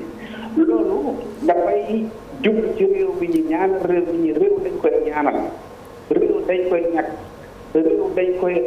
clôturé ci wàllu ñaan ci zaahir ak ci baatin mag ñu baax ñi fi jaar dañ koy bàyyi ay ñaan yoo xam ne ñaan yooyu mooy doxal réew ba fi mu nekk ni ñun nag buñ ñëwee fekk mag ñi seen wàll dem na ñun dañu war a ñëw mottali ci def li fi mag ñi baax ñu mottali ko mottali gi nag mooy mënuñu am alquranul karim lépp nekk ci alquranul karim ci zaahir ak ci baatin lépp lu waaye soxla tey ci àdduna boo demee ci alquranul karim di ko am kon ñun bu ñu amee tiis am naqar am jafe-jafe dañu war a dellu ci alquranul karim ñaareel ba Abdoulaye Cissé suñu réew mi ay sayaatin yaa ngi ci biir réew mi am na ay sayaatin yoo xam ne sayaatin bu ko waxee mooy ay mbir yoo xam ne c'est des choses invisibles ñu ngi fi seen njaboot di yàq di def ay musiba rey yi ñaaw na torotal yi bari na musiba yi bari na nit ñaa ngi xeexante nit ñaa ngi bañante nit ñaa ngi musiba yi daal xaaj Abdoulaye bari na te boo ci laaj sax du la mën a expliquer man lii lan moo tax ma def ko sànq rek maa ngi dégg ku ñu wax ni moom it dafa jóge ci kaw jékki-jékki mel ni ku daanu kenn xamul nu xew ba dégg naa sax ñi ne xëy na ñàkk na bakkanam wala ñàkkul bakkanam xam nga yooyu dafa nekk ay mbir yoo xam ne su naree bari ci réew dafay laaj nag ñun ñëpp ñu boole suñu doole boole suñu man-man ak suñu xam-xam jàkkaarloog rabbu samaawaati wal ardi diisoo suñu bopp ne ko yàlla suñu réew mi ni dénk nañ la ko lépp lu fi nekk ci ay seytaane ay yàq ay musiba yàlla ñu ngi lay ñaan nga tegal ñu ci loxo yàlla ñu ngi lay ñaan nga génnal ñu ko kon loolu dafa nekk mission boo xam ne te sarax day sànq musiba sarax day sànq musiba nañ leen génne sarax yu mag ñaanal ci réew mi ñaanal ci doomi réew mi ñaanal ci njaboot gi ndax yàlla yokk jàmm ji ci réew mi yàlla yokk jàmm ci Sénégal. amiin loolu daal. jërëjëf Hadj Abdoulaye Cissé. jërëjëf bëggoon naa nga xam ko ñu ngi ñaan nag fu waay mën a nekk ci Sénégal nga tàll say loxo yàlla. ñu jàng kaamil alxuraan yi génne sarax yi ñaan yàlla ndax réew mi daf yàlla def fii jàmm jaay sayyidul wujuud wa aalami shuhuud. amiin jërëjëf kon nag Hadj Abdoulaye Cissé ñu lay sant la jërëjëf taxawaay rafet na lool. jërëjëf oustaz jërëjëf mbir yi rafet na. jërëjëf incha allah daan ci gën a jokkoo bu baax. jërëjëf merci beaucoup jërëjëf oustaz Abdou Karim Ba mën nañuy wéyee aussi ak li nga xam ne mooy yóbbalu bés bi te oustaz Mor Thiam di ko joxe bés bu nekk ndax it réew mi loolu moo fi nekk lépp lu mën a fànq musiba ak bala ñu dox ci waaye bu ñu revenir nag comme on dit sur les choses plus voilà ci voilà exactement voilà am na loo xam ne suñuy xar baax la waaye am na leneen loo xam ne mooy réalité bi concrètement colonel Moussa Niang bu ñu waxantee dëgg nag xam nga souvent bu lakk yi amee li ñuy gëstu mooy li pompier yi di dox fay ko jafe-jafe yi nga xam ne moom la ñuy am te avant du ñu mës a yëglu ci li nga xam ne nii mooy seeni gàllankoor yi bopp daal ci yëglu avant ci ne bëgguñu woon mu demee nii bëgguñu woon mu demee nii bëgguñu woon mu demee nii li mu fa mu ci jublu mooy soo xoolee li fi jaar yëpp lakku marché yi très souvent buñ ko jiiñee rek court-circuit mooy jàll nañ ci leneen fu ñu ko jiiñee ci court-circuit rek mooy xëy na lay bu yomb bi la mooy du responsabilité kenn naka la ñuy doxalee ci li nga xam ne nii quand même court-circuit su amee ay bakkan di ci rot est-ce que dañoo war a changer référentiel wala li fi nekk doy na pour ñu fànq yu mel nii bu bañ fee amati. waaw jërëjëf monsieur Cissé en fait xam nga saytu bi ñuy saytu établissement yooyu ñu tuddee ko hôpital. wala centre de santé. waaye yi nga xamante ni bërëbu fajukaay yi sapeur pompier yi ak dañu am ci kuréel bu ñu bokk bu ñu tuddee commission régionale wala commission département auxiliaire de protection civile. ñoom dañu am périodicité boo xamante ni soit par at benn at wala par ñaari at wala par ñetti at yoo xam ne dañuy dem di visiter lépp loo xamante ni état bu yamul rek ci hôpital yi. lépp loo xamante ni établissement recevant du public la joxe ay recommandations bu fekkente ni recommandation yi weesu woon am na yuñ ci doxal ñu dindi ko bu fekkee amul doxaluñ ko ñu renouveler ko bu fekkente ni am na yeneen yu bees it ñu joxewaat yeneen yu bees suivant défaillance yi nga xamante ni moom lañ fa fekk naam léegi nag lan mooy jafe-jafe bi mooy. mais léeg-léeg baal ma rek colonel dina jafe quand même ñu dégg ci structure bu bees boo xam ne réceptionné nañ ko yàggul mu tàkk ñu ne ci courant bi la jógee xoolal li xewoon building administratif wax dëgg fa yàlla bi ñu ko réceptionné ak bi mu tàkkee donte bu ñu ko jiiñee courant bi xëy na peut-être ci évaluation bi defuñu woon li nga xam ne ni moom moo ci war. waaw des fois duñu def li ci war mais leneen li si nekk mooy en général ñi nga xamante ni ñooy def réhabilitation yi du ñu jël ñi nga xamante ni ñoo war a saytu loolu bala ñuy commencer ak bu ñu paree ñuy ñëw def évaluation. loolu aussi jafe-jafe la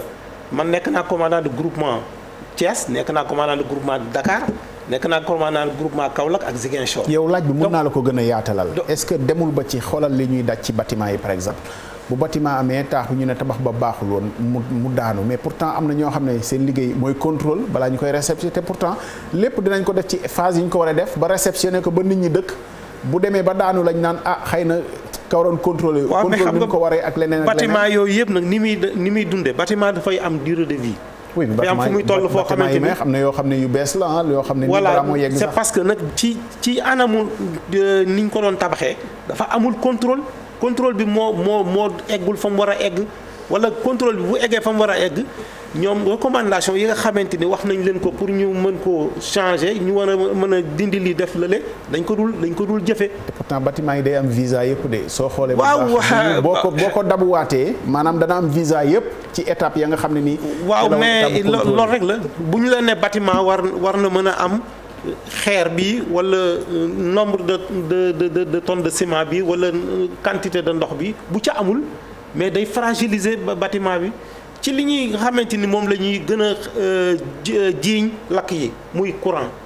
mais jaaduwul xam nga courant dafa nekk loo xamante ni li dafa respecter ay normes ñu tuddee ko les normes C1500 wala C1522 mais loolu bu fekkente ni ki nga xamante ni mooy defar bâtiment bi muy concepteur bi entrepreneur bi ak ñi nga xamante ni ñoo saytu bâtiment bi mais bu fekkente ni li nga xamante ni ci ay fil normes yi war a am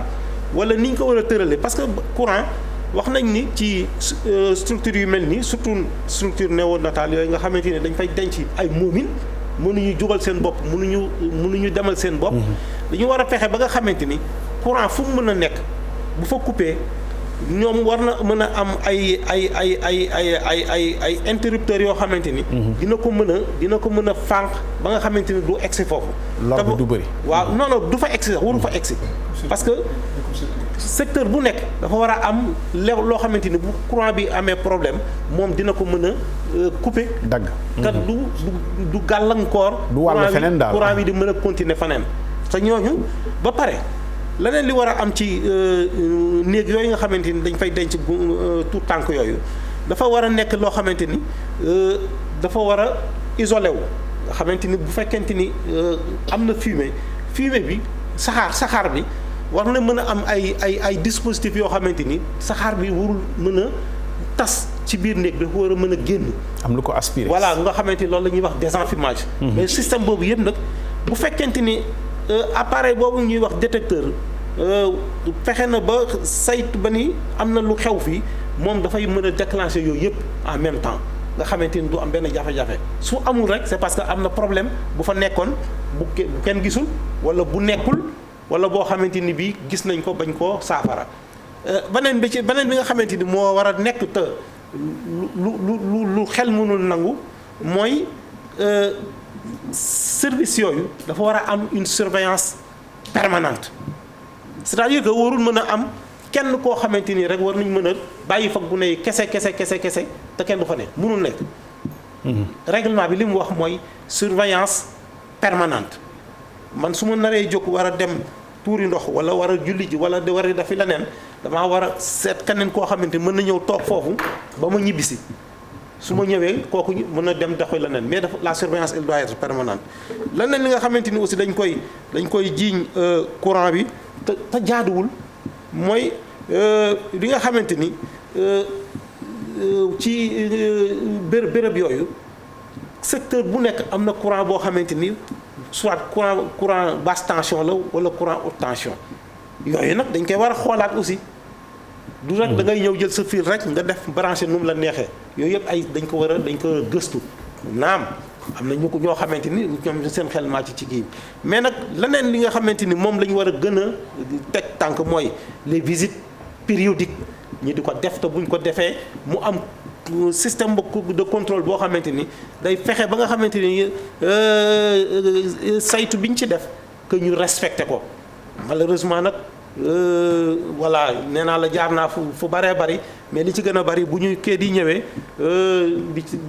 duñu respecté yooyu norme te lu tax duñ ko respecté mooy ki nga xamante ni kii moom mooy directeur hôpital bi wala en tout cas chef d'entreprise wala chef de service bi dafa war a am ay pàcc yu mu sukkandiku benn bi mooy gouvernance de gestion gouvernance lu may waxee woowee gouvernance de gestion mooy yow bu fekkente ne jox nañ la sa budget wala ñu jox la en tout cas jumtukaay yi nga war a kiiwee yëpp te nga xamante ni yow sa service am na ay risques yuy lakk wala risque yoo xamante ni kii ay tout tànk yu mel noonu wala risque yoo xamante ni ëllëg mën na indi problème da nga ko war a génnee ci say jumtukaay nga teg ko à côté te def ko foofu bu fekkente ni nekkul loo mën a def léegi nga denc ko te am anamu def ko fa bul ko jël def ko ci leneen. ba peut-être beneen budget fekkaat ko fa nga mën a xool noo koy ñoŋale noo koy saytoo li topp ci loolu mooy nga fexe ba nga xamante ni yow service bi ngay gérer service bi nga xamante ni yow yaa fa nekk kilifa nga mën a identifier yan risque moo fi nekk bu fekkoonte ni identifier nañ ni service néonatal boobu am na ay risque d'incendie war nañ mën a saytu ak ñi nga xamante ni ñoo yore kaaraange fay lakk yi wala service boo xamante ni bii un cabinet quelconque ñu jël ko mu saytul leen lépp loo xamante ni lii jafe-jafe la foofu mu wax leen yan recommandation lañ ciy def loolu wàllu ki nga xamante ni mooy directeur bi wala en tout cas mooy chef de service bi. beneen ñetteel bi nga xamante ni mooy facteurs yi nga xamante ni dafa war a génne ay risques yooyu yëpp benn bu ci nekk daf ko utal saafara. amul luñ ciy xaar parce que. damay faral di wax ni investissement ci fay lakk investissement bu nul la da ngay jël sa alal nga def ko ci jumtukaay yuy fay lakk jël sa alal def ko ci jumtukaay yoo xamante ni day aar fay lakk mais loolu du la indilaatal xaalis boobu ñàkk nga ko. mais nag kañ ngay xam ni alal boobu nga def am na njariñ mooy bis bu jëyee amee. nga xamante ni dina la fànqal yàqu-yàqu. bu fekkoon ni service boobu amoon na détection bu normal bu fonctionner normalement lakk bi munul am ci biir mu am saxaar ba mu yàgg te ni kenn yëgu ko. bu amee saxaar ci biir rek automatiquement day déclencher système bi mu sonné mu yuuxu bu yuuxoo même boo fa nekkul di nga dégg boo ko déggul keneen ku nekk ci wet gi dina ko dégg te bu yuuxoo it dina am yeneen yoo xamante ni dina ko déclencher mu mën a.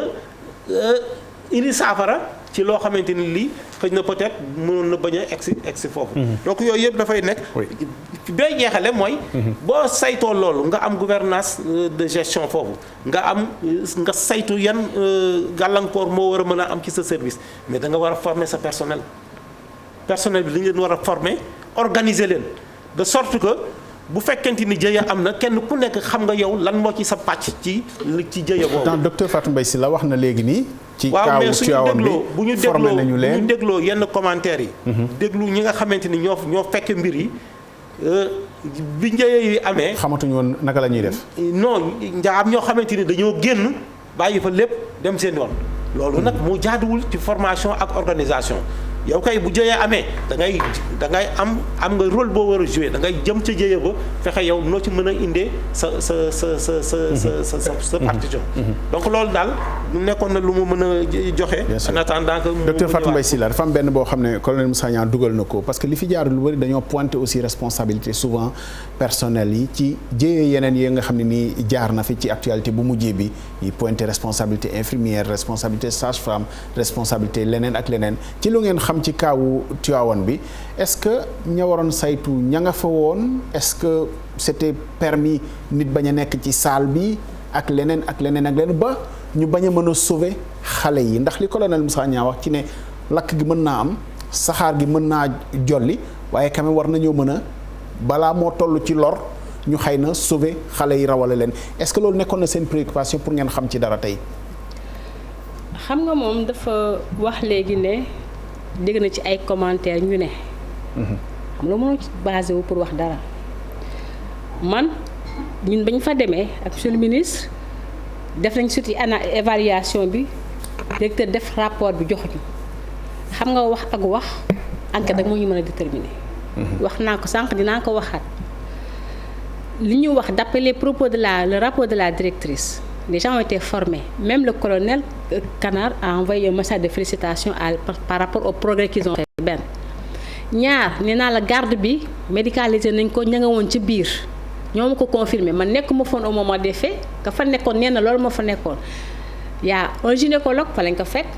une sage-femme ak 3 infirmières bi heure waxtu bi jotee ña nga woon ca am na ñaa ngi nekkoon pour chez les grands enfants am ñu nekkoon ci biir néonatologie bi bon est-ce que bi parce que li ñu wax ne dafa am explosion avant muy am feu ce qui fait que ñun bu ñu fa demee sànq détecteur de fumée ñu ngi continuer di sonner ça veut dire que ça marche mais loolu li ma constaté la donc bi loolu amee am na sax ñaari infirmière kenn ki jot na jël benn xale génne ko mais malheureusement fekk na mu décédé am na ñaari ñoo xam ne ñu bëgg a jël parce que dafa lëndëm moo ñu bëgg a jël ñaari xale mais mënuñu ko woon def ak lëndëm bi dañoo mujj xam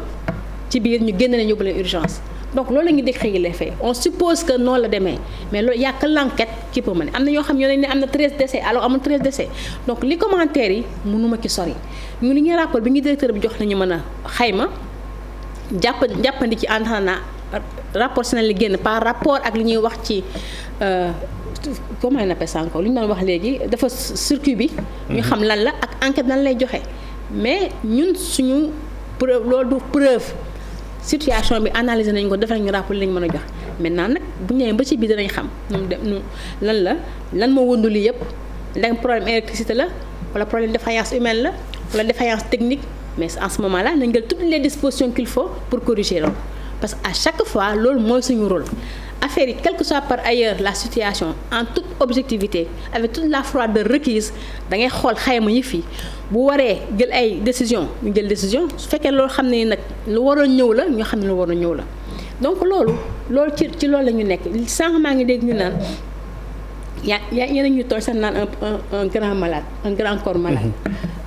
prof ku feebar ka dañu jox repos médical. waaw mais fi mu toll nii quand même defe naa ni. alors mën nañoo d'accord ci baat bi quand même ah. ci non dama ne def na le grand corps malade. le thème de l'émission dañu jox repos médical. le système continue. malade dañ koy faj aussi dañ koy faj. alors c'est des défaillances structurelles conjoncturelles. Structurelles pourtant je ne pense pas que ça soit structurel parce que système bi quand même il est solide ak loo mën ci wax bien organisé.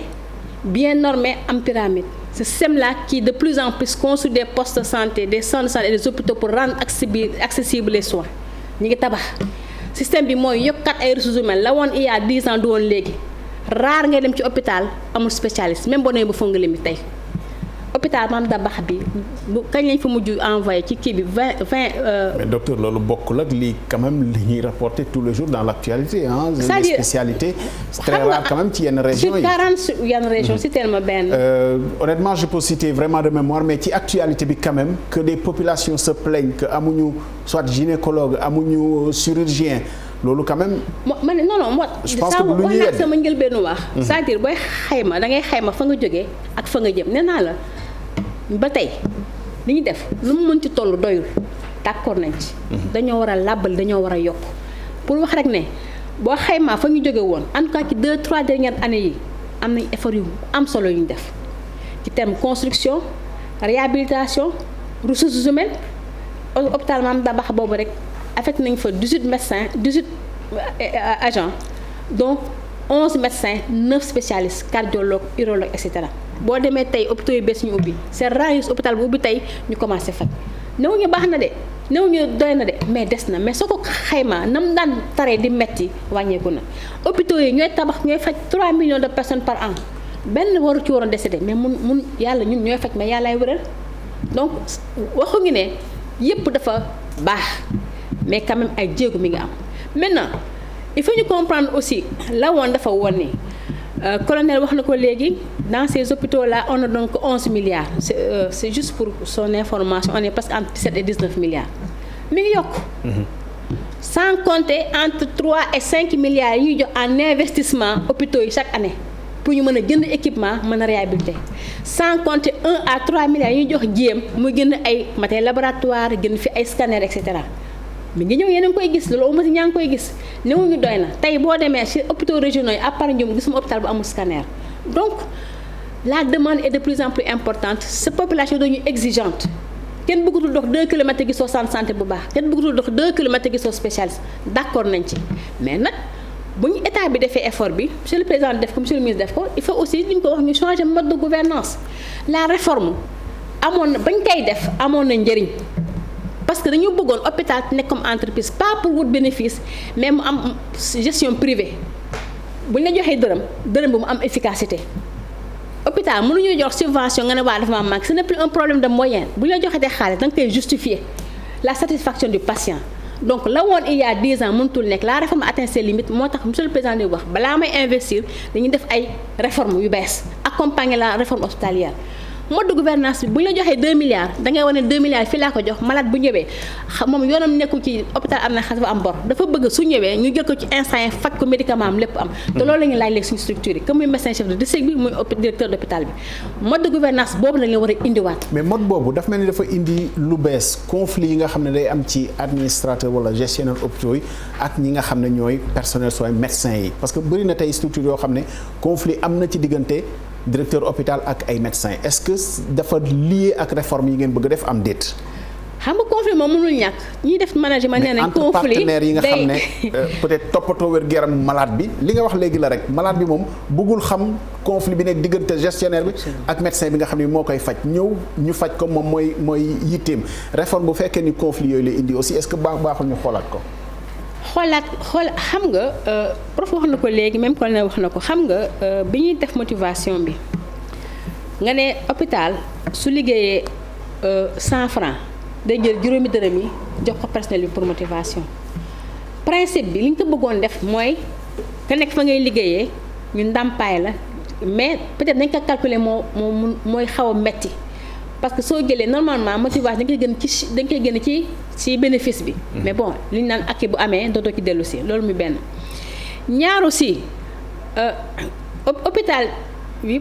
ñaar aussi mënoo nekk ci hôpital mi ngi koy wax léegi nga nekk quel que soit ce statut médecin infirmier sage-femme doo ñëw heure doo wàcc heure su bëgg sa weer dee nga jot sa salaire jot sa motivation jot sa heure supplémentaire c'est des choses comme ça qu'il va falloir gérer. beneen affaire bi mooy souvent conflit yi mooy affaire yi prime ak indemnité te prime ak indemnité aussi réforme bi demu ci ba ci fond ba le directeur a raison les partenaires sociaux ont raison mais il faut ñu arbitrer ko parce que maanaam prime yi am na foo xam ne fii réforme yëgul ba ca fond bay ñembaat ba ca ñoom matal ba nga xam ne hôpital bu nekk xam nga ñaata nga war a jox indemnité ñaata nga war a jox prime donc conseil d'administration mooy décider donc yooyu aussi dafa am solo directeur dañu leen jox ay objectif c'est-à-dire dañu ne sa salaire masse salariale warul dépasser nangam %, nangam nga war a jox ci médicaments yi et cetera ñoom bu ñu bëggee def équilibre boobu personnel bi aussi bëgg ay avantages ci liggéey bi des fois day am ay conflits mais c'est normal souvent les gens discutent jusqu'à trouver un équilibre c'est pas ça qui est mauvais conflit moom dans chaque organisation ça renforce mais ce qu'il faut qu'on respecte les normes li gouvernance bi wax la nouvelle gouvernance hospitalière qui est de la redevabilité maanaam mu ñu defee ci hôpital bi 2 milliards que les populations sachent qu'on a mis 2 milliards et loolu dafa am ay outils yu koy xaymawee signé ay contrat de performance signé ay te loolu ñu ngi ci te réforme yooyu le président de wax nañ ko def du rek directeur bi le personnel a sa responsabilité mais y a des agents du ñëpp parce que bu ñëpp doon def noonu système bi du dem système ak loo ci mënti wax lu ne c'est y a des gens qui sont sérieux qui sont engagés di liggéey mais am ñoo xam ne aussi dafa ñu la war mais loolu il faut nga réglementer ko maanaam c'est pas structurel, c'est conjoncturel. Conjoncturel mooy il faut ñu adapter ko aux réalités actuelles. Les populations sont de plus en plus exigeantes. L'État met des moyens. Il faudrait que nous qui sommes dans les structures hospitalières, que ça soit le directeur, les chefs de service, le personnel lambda, ñuy nangu porter ko xam ne yëfi suñu yëfu bopp la. C'est un patrimoine commun. C'est un projet commun. Fexe ba nga xam ne hôpital bi di produire li muy produire su amee ay fruits yu mun ko séddoo mais le client est au centre de la décision na ñëw bu fi ñëwee fekk fa à n'importe quelle heure du lundi au dimanche de 8h à minuit bu ñëwee fekk jël ko ay dans des conditions loolu mooy suñu objectif là ça doit venir avec des réformes loolu nag suy ñëw non seulement quand on dit bu ñëwee mu satisfaire ko cela veut dire que il faut que bâtiment bi nekk aux normes il faut que équipement yi nekk fa bu paane ñu mën ko réparer am maintenance bu doy il faut que médicaments yi nekk fa du am rupture tout ça c'est des processus. Et comme il dit, même dans la gestion hospitalière, c'est normé. Il y a des décrets qui définissent l'organisation de l'hôpital. Il y a des manuels de procédure qui nous disent c'est bien normé. Maintenant, on est d'accord qu'en 2022, quand même, il y a des nouvelles choses qu'il va falloir réviser, mettre à jour pour que le client soit satisfait. Peut-être à terme dañ ci yegsi tout n'est pas rose mais quand même il y a des efforts qui sont faits. Colonel Babacar Ngom est-ce que aussi amul lu ñu xoole ba mu dépassé ñu par exemple ci actualité bu mujj bi ñu gisee ñi nga xam ne ñoo yor hôpital Le Dantec ci boppam yëglu ne c'est presque un hôpital en ruine te président de la République jël ci décision sax ci nangu présenter ko plan de restructuration boo xam ne moom la ñu bëgg a def est-ce que xaw a yéex accompagner mutation yi quand même ba peut-être ñu yegg fii tey ci fu ñu toll ak hôpital Le Dantec par exemple. c'est vrai man dogoon nañ ma affecté hôpital yow la ñu wax la question à moi. mais bien sûr je veux dire juste un mot là-dessus. Oui. Parce qu'on a voulu m'affecter dans cet hôpital. Professeur Cheikh Tidiane Touré maa ngi ñëw léegi. comme xam naa colonel Babacar allez-y colonel nga. allez-y alors dañ ma bëggoon affecté foofu j'avais dit je n'y vais pas c'est une forêt classée. ëpp naa def colonel. non j'ai dit j'étais à Saint-Louis j'étais bien ancré maa ngi def suma liggéey normalement ñu tëb benn jour rek. fu am problème rek waaye def nga fii da ngay dem fële ma ne la bu ma kenn la jël man dewuma fenn waaw bu ma kenn la jël suñu ma neree la jël ma dellu armée parce que man ci référence yi la woon quand même ci suñu non mais un hôpital ingérable il le dit jusqu'à aujourd'hui ça l'aide d'une forêt classée le président vient de prendre une mesure de dire que oui je vais découper l'hôpital je vais donner une partie et construire sur l'autre partie je vais laisser la parole professeur Cheikh Tidiane Touré. Merci, mon ami frère vient de dire que le président vient de prendre une décision. Oui. Il en avait déjà pris une déjà. Ah bon? Parce qu'en fin de compte, j'ai eu le privilège quand même de piloter ce projet-là. Et de l'initier d'abord, ce projet de reconstruction de l'hôpital Dantec. C'est moi qui ai eu l'idée, qui ai coordonné ce projet pendant une douzaine d'années. Et à ce titre-là, j'ai eu ma rencontre du président de la République et tout ça là. Le président de la République, bon, pas tout ça, le président de la République notamment. Et différents ministres de la Santé.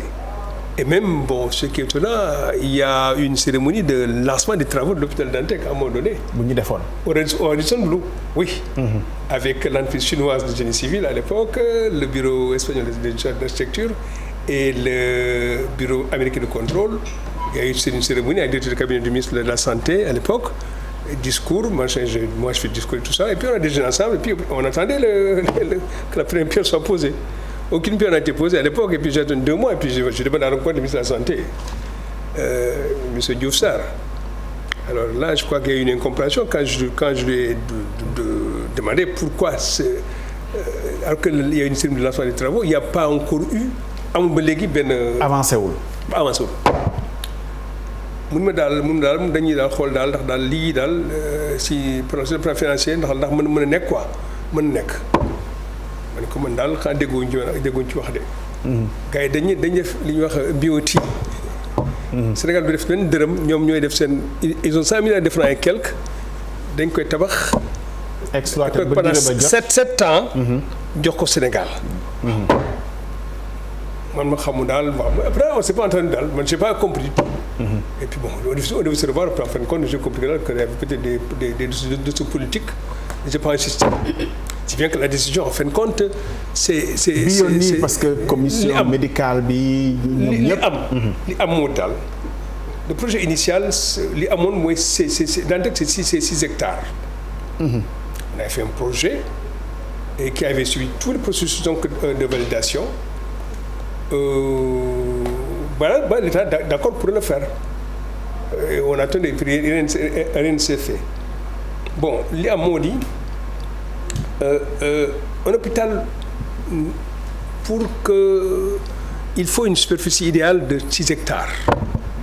Parce qu'en fait, un hôpital, comme on dit, comprend donc 5 secteurs. Un secteur, quand on le construit, je pense architectural, am configuration boo xam daal mooy norme bi am benn secteur dit hospitalier externe non médicalisé où il y a les commerces et toutes les commodités donc pour les usagers ak un secteur médicalisé externe où on fait donc les consultations, les prises de sang, tout ce qu'il faut. Après il y a un plateau technique, c'est le troisième secteur, mais il y a une douane entre les deux. Entre le secteur médicalisé externe et le secteur technique. Professeur loolu d'accord nga ak docteur Fatou Mbaye si parce que mu ngi doon wax ni tabaxeetuñu hôpital comme nañ ko daan tabaxee avant normes yu bees yi. non attendez loolu ba léegi loolu la gis ko Sénégal ba léegi dégg nga. modèle boobu bokku ci. même dalal jàmm bokkul ci configuration baaxul la propriété ba léegi tëjagul. c'est une catastrophe architecturale. Sur le plan hospitalier parce qu'au Sénégal amul architecte spécialisé en hôpital amu Sénégal donc dama na wax pareeguma nga dog ma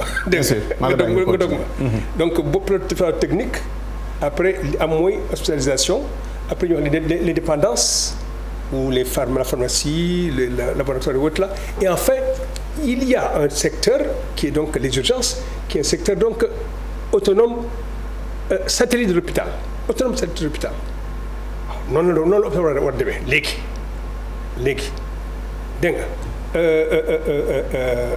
ba léegi gis ma foofu loolu gis ma ko Sénégal ba léegi dégg nga. gis ma ko Sénégal ba léegi loolu. même ci yu bees yi ñu tabax. non Kaffrine Kédougou. Vous avez fait les nouveaux hôpitaux. Bon,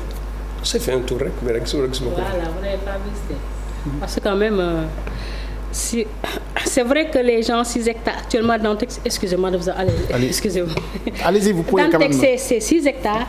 Mais je crois que même avant les gens ne construisaient pas en hauteur. Actuellement il y a un hôpital même R+5, R+6. C'est des normes, c'est des standards. C'est-à-dire, allez-y, oui. J'aime pas qu'on fasse une polémique. Oui. C'est-à-dire que le problème de l'hôpital, parce que vous êtes peut-être au ministère de la Santé, au niveau central, mais l'hôpital c'est mon outil aussi à moi, n'est-ce pas? Je ne dis pas que c'est tout. L'hôpital quand même, il faut quand même qu'il y ait une emprise au sol assez large, parce que cela sert à, il y a 3 flux de personnes qui fréquentent l'hôpital. Les usagers d'une part, les personnes de soins et les personnes de soutien. Il faut éviter que ces personnes quand même se croisent. Ça quand même ça rend le travail difficile. Si l'emprise au sol est faible, ils vont s'en nécessairement. Et ensuite, en hauteur, il y a des ascenseurs. C'est les charges récurrentes d'ascenseurs et autres là. Et si tu as 6 hectares, il faut 18 hectares. Pourquoi en prendre 3 alors qu'on peut avoir 6 N'est-ce pas? OK? Bon, je ne dis pas qu'on va faire un travail donc, une construction pavillonnaire. Je n'ai pas dit ça. Mais une hauteur quand même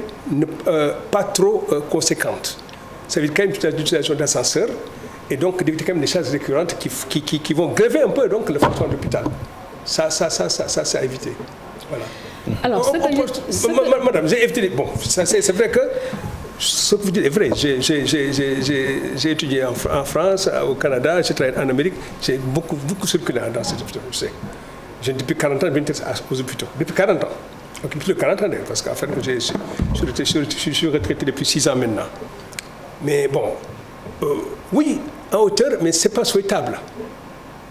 En hauteur trop haut, ce n'est pas souhaitable. Parce qu'il y a des charges quand même récurrentes qui vont s'ajouter. Même si ce n'est pas souhaitable. Lui mettre de l'eau au moulin. Oui, mais allez-y. Dans la construction architecturale, pour peut-être aider un peu à la compréhension, de plus en plus, parce qu'il dit 6 hectares. Il y a des tensions, il y a des tensions de foncières, comme on dit. Et de plus en plus, maintenant, la réflexion est en train d'être poussée. J'ai reçu du travail avec... Mais je pense que c'est parce qu'il disait que cette réserve foncière est disponible. Mais il y a je travaille sur... Sauf si on va en faire autre chose. Voilà, je suis directeur de... Je travaille sur un sujet de mémoire où on est en train de prospecter dans la construction en profondeur.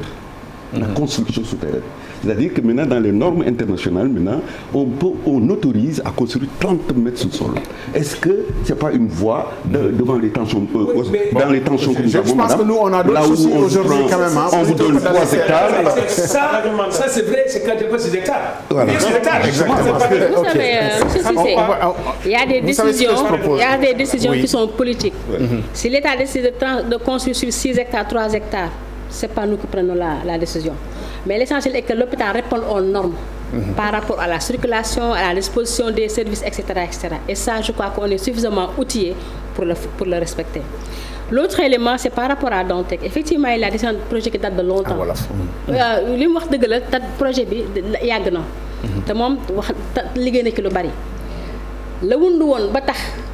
projet 80 milliards boobu defuñu ko mënuma ci wax. parce que du décision politique la.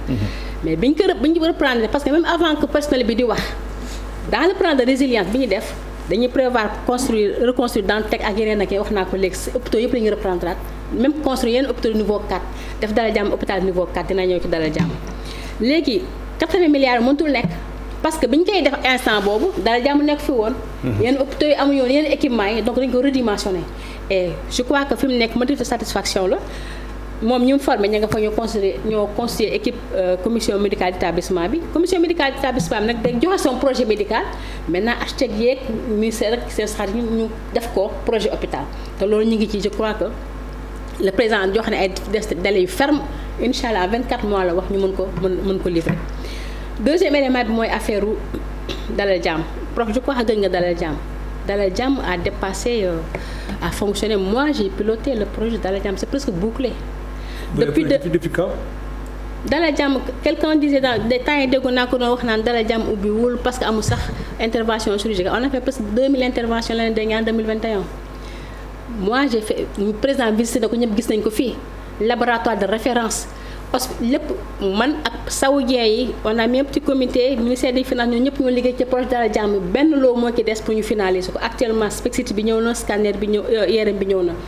Dalal Jàmm a commencé ses activités ñu ngi hospitalisé Dalal Jàmm a été le plus grand centre de prise en charge pendant la Covid avec 200 lits moo doon suñu référence en matière de prise en charge. Il faut quand même que je réponde à ça. Allez-y, professeur Cheikh. Parce que j'ai beaucoup travaillé sur Dalal Jàmm. Sur l'infrastructure notamment. L'architecture n'était pas conforme. parce que wala fa li am mooy. li mu wax nii léegi naan moom moo ko doon diriger yooyu. man liggéey naa ci ak Abdou Aziz Diop mais mënoon période pour projet bi. En quelle année? En 2007. moom il est retraité depuis 6 ans donc ça date. J'ai travaillé dessus dégg nga wax nii. man liggéey naa ci donc pour reconfigurer defaraat encore remodeler l'architecture notamment il y avait plus de SAU. Il n'y avait pas de moyen de faire de SAU au dehors. On a fait un atelier à Résidence Mamoun. Et on a travaillé pendant 2 journées, je pense, dessus. Et donc, j'ai travaillé, moi, personnellement. Je suis parti en Allemagne, moi. J'étais en Allemagne, à Baden-Baden. Et j'ai vérifié tout l'équipement de l'hôpital. C'est moi qui ai été l'inspecteur, qui l'ai vérifié. mais bu waxee ni tey Dalal Jàmm mu ngi fonctionner li mu servir ci Covid bi aussi. c'est que si elle dit ça. dafa mel ni man mi xaw ma. non xëy na dafa bëgg wax ni évolué na quoi. évolué na mais na war a doxee. ndax am na fa benn élève bu fa nekkee c'est prophétisé. et souvent il fait opérer à Dantec. loolu yàggul sax moo opère de temps en temps mais c'est bon c'est pas le rythme normal. mais c'est-à-dire l'architecture de Dalal Jàmm baaxul. Mais ça c'est notre débat. Alors non vraiment c'est notre débat on va alors on fait un point alors Cheikh Seck Cheikh est-ce que yaa ngi ak ñun désolé bëggoon naa la jël depuis bi ñu ma signalé ni yaa ngi en ligne dañu nekkoon ci séquence bi nga xam ne fallait que ñu évacuer ko Cheikh Seck syndicat des travailleurs de la santé Cheikh maa ngi lay nuyu. Cheikh Seck. di ñooñu nga nekk ci plateau bi. Voilà. Cheikh ma souvent c'est vrai qu'on te présente comme syndicaliste mais on peut préciser quand même que am nga yeneen compétences notamment par ton parcours académique même dans l'administration de la santé ak yooyu li ñu fi waxtaanee am na loo xam ne responsabilité personnelle soignant bi la génn na fi am na fi loo xam ne aussi professeur Cheikh Touré notamment wax na ko c'est structurel. am na ci loo xam ne aussi feeñ na fi ci administration ou structure hospitalière tey conflit yi nga xam ne day am entre les soignants maanaam les médecins ak xëy na sax gestionnaires yi lan moo tax système bi tey xëy na am ay gàllankoor ba xëy na li am ñenn ñi sañ a taxaw ne xamoon nañu ko wala mën naa amaat sax parce que ni suñu structure hospitalière yi bindoo la loo ci xam. alors maa ngi leen di nuyu di nuyu téléspectateurs yi di nuyu aussi ñi nekk ci plateau boobu muy colonel Moussa di professeur Cheikh Tidiane Touré di nuyu aussi directeur général Fatou Mbaye Sylla di nuyu aussi suma directeur colonel Babacar Ngom di rafetlu jotaay bi te débat bi am na solo trop ci li ñuy wax ko na ko dégg que man syndicaliste la yàlla def na aussi j'ai commencé par le niveau le plus bas de la pyramide sanitaire parce que infirmier d'état laa commencé woon te yàlla def na ni xëy na am naa ci ay lijaasa yoo xam ne tey jii toll nañ ci ñeent yoo xam ne tey jii bu ci nekk rek mën naa ci liggéey ci biir système de santé y compris même bi nga xam ne tey jii ñoom ñooy jiite hôpitaux yi nekk ci Sénégal parce que administrateur des services de santé là depuis 2012 laa am sama diplôme CESAC laa ko amee woon boo demee tey jii ci bibliothèque CESAC defe naa ni document ba fa gën a rëy yu jëpp ci li ñuy wax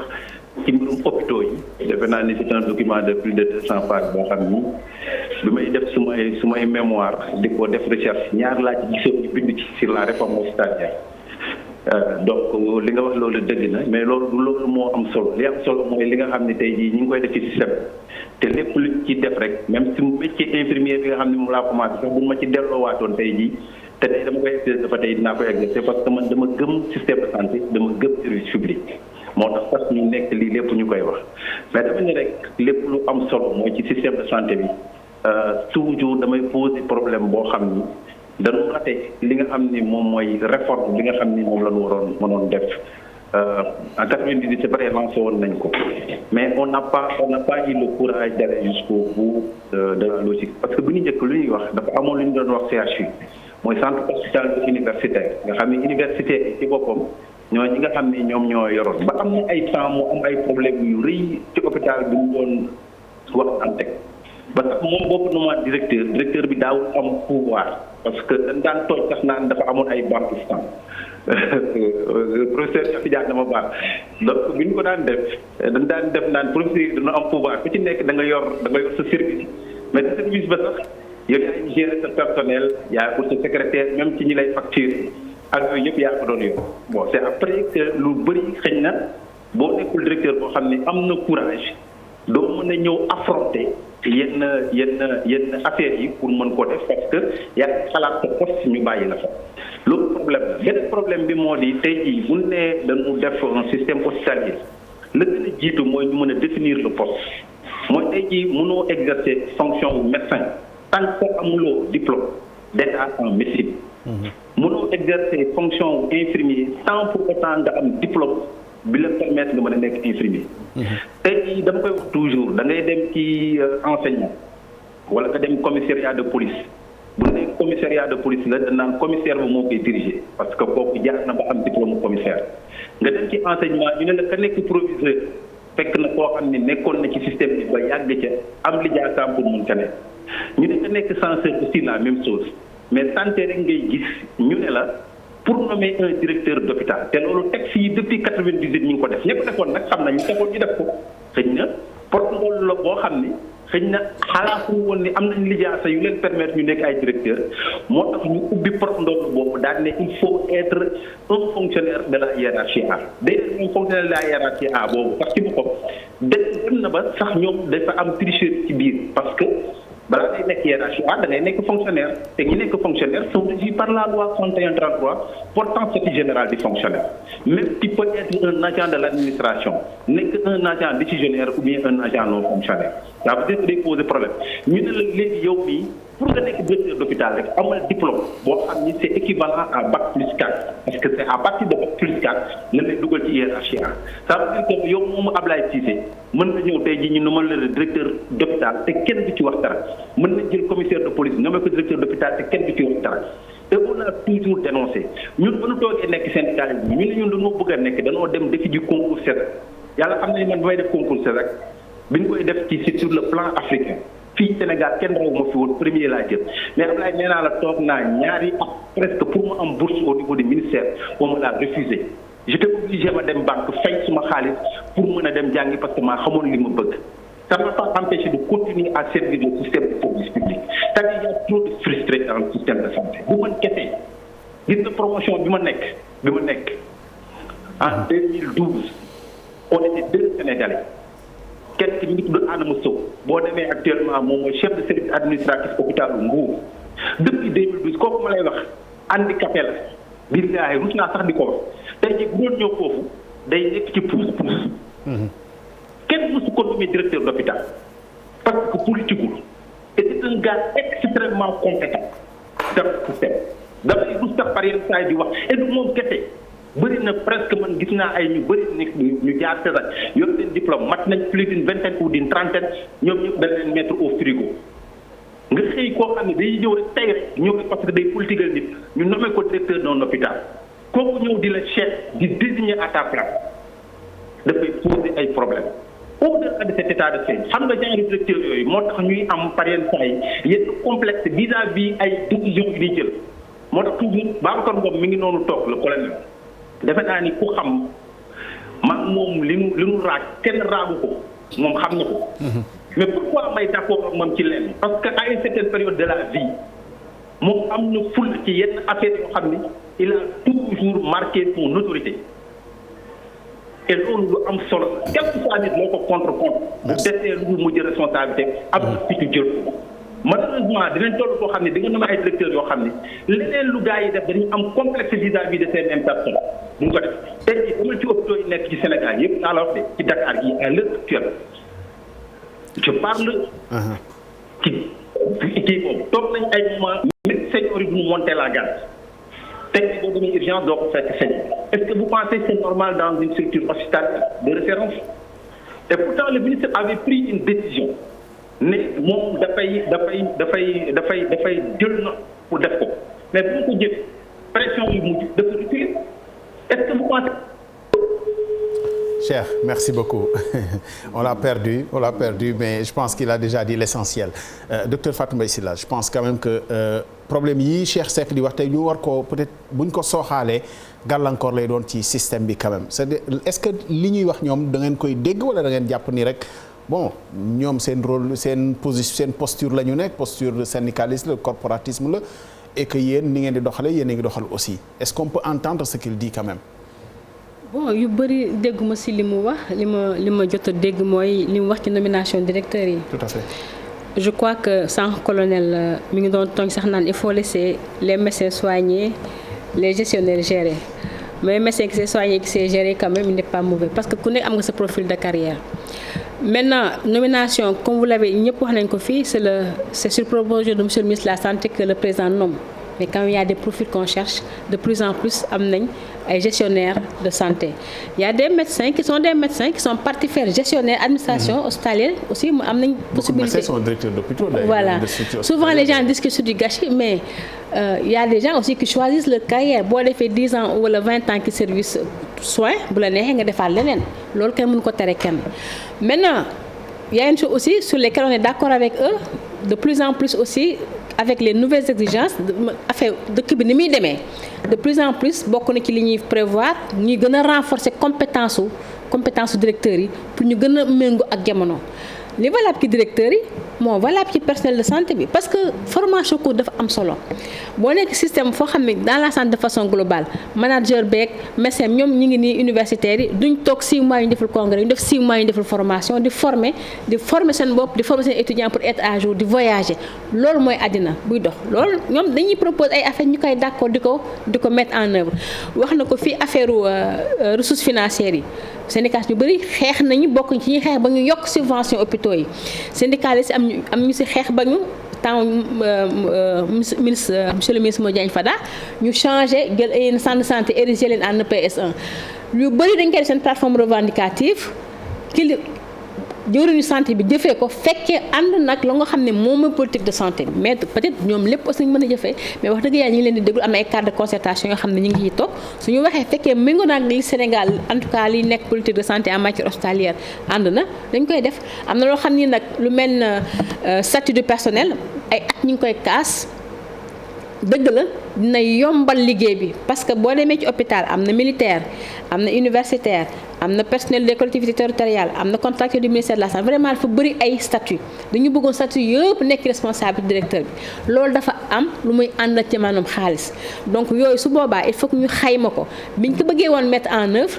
dañ ko xalaat dañ ko xayma woon ne dafa doon coûter lu cher benn hôpital moo ko mënoon a def muy hôpital Fann te bu 2 ans dina am déficit 100 millions donc loolu moo tax ñu dañuy laaj tuuti recul jéem a xayma nu ñu ko mettre en œuvre loolu nag dafa laaj ay études laaj ay analyse ay évaluation ba nga xam ne bu ñëpp paree ñu mun ko def donc souvent dañuy def ay revendications yoo xam ne c'est en faveur de l'évolution du système de santé et souvent je sais qu'ils en font autorité daf koy accepter mais am na yoo xam ne su mënta nekk aussi mënta nekk parce que aussi y a un environnement y a beaucoup de déterminants yoo war a jël en compte pour mën a mettre en œuvre yenn stratégie yi. te lu tax ñu doon un grand corps malade xoolal sax par exemple on a presque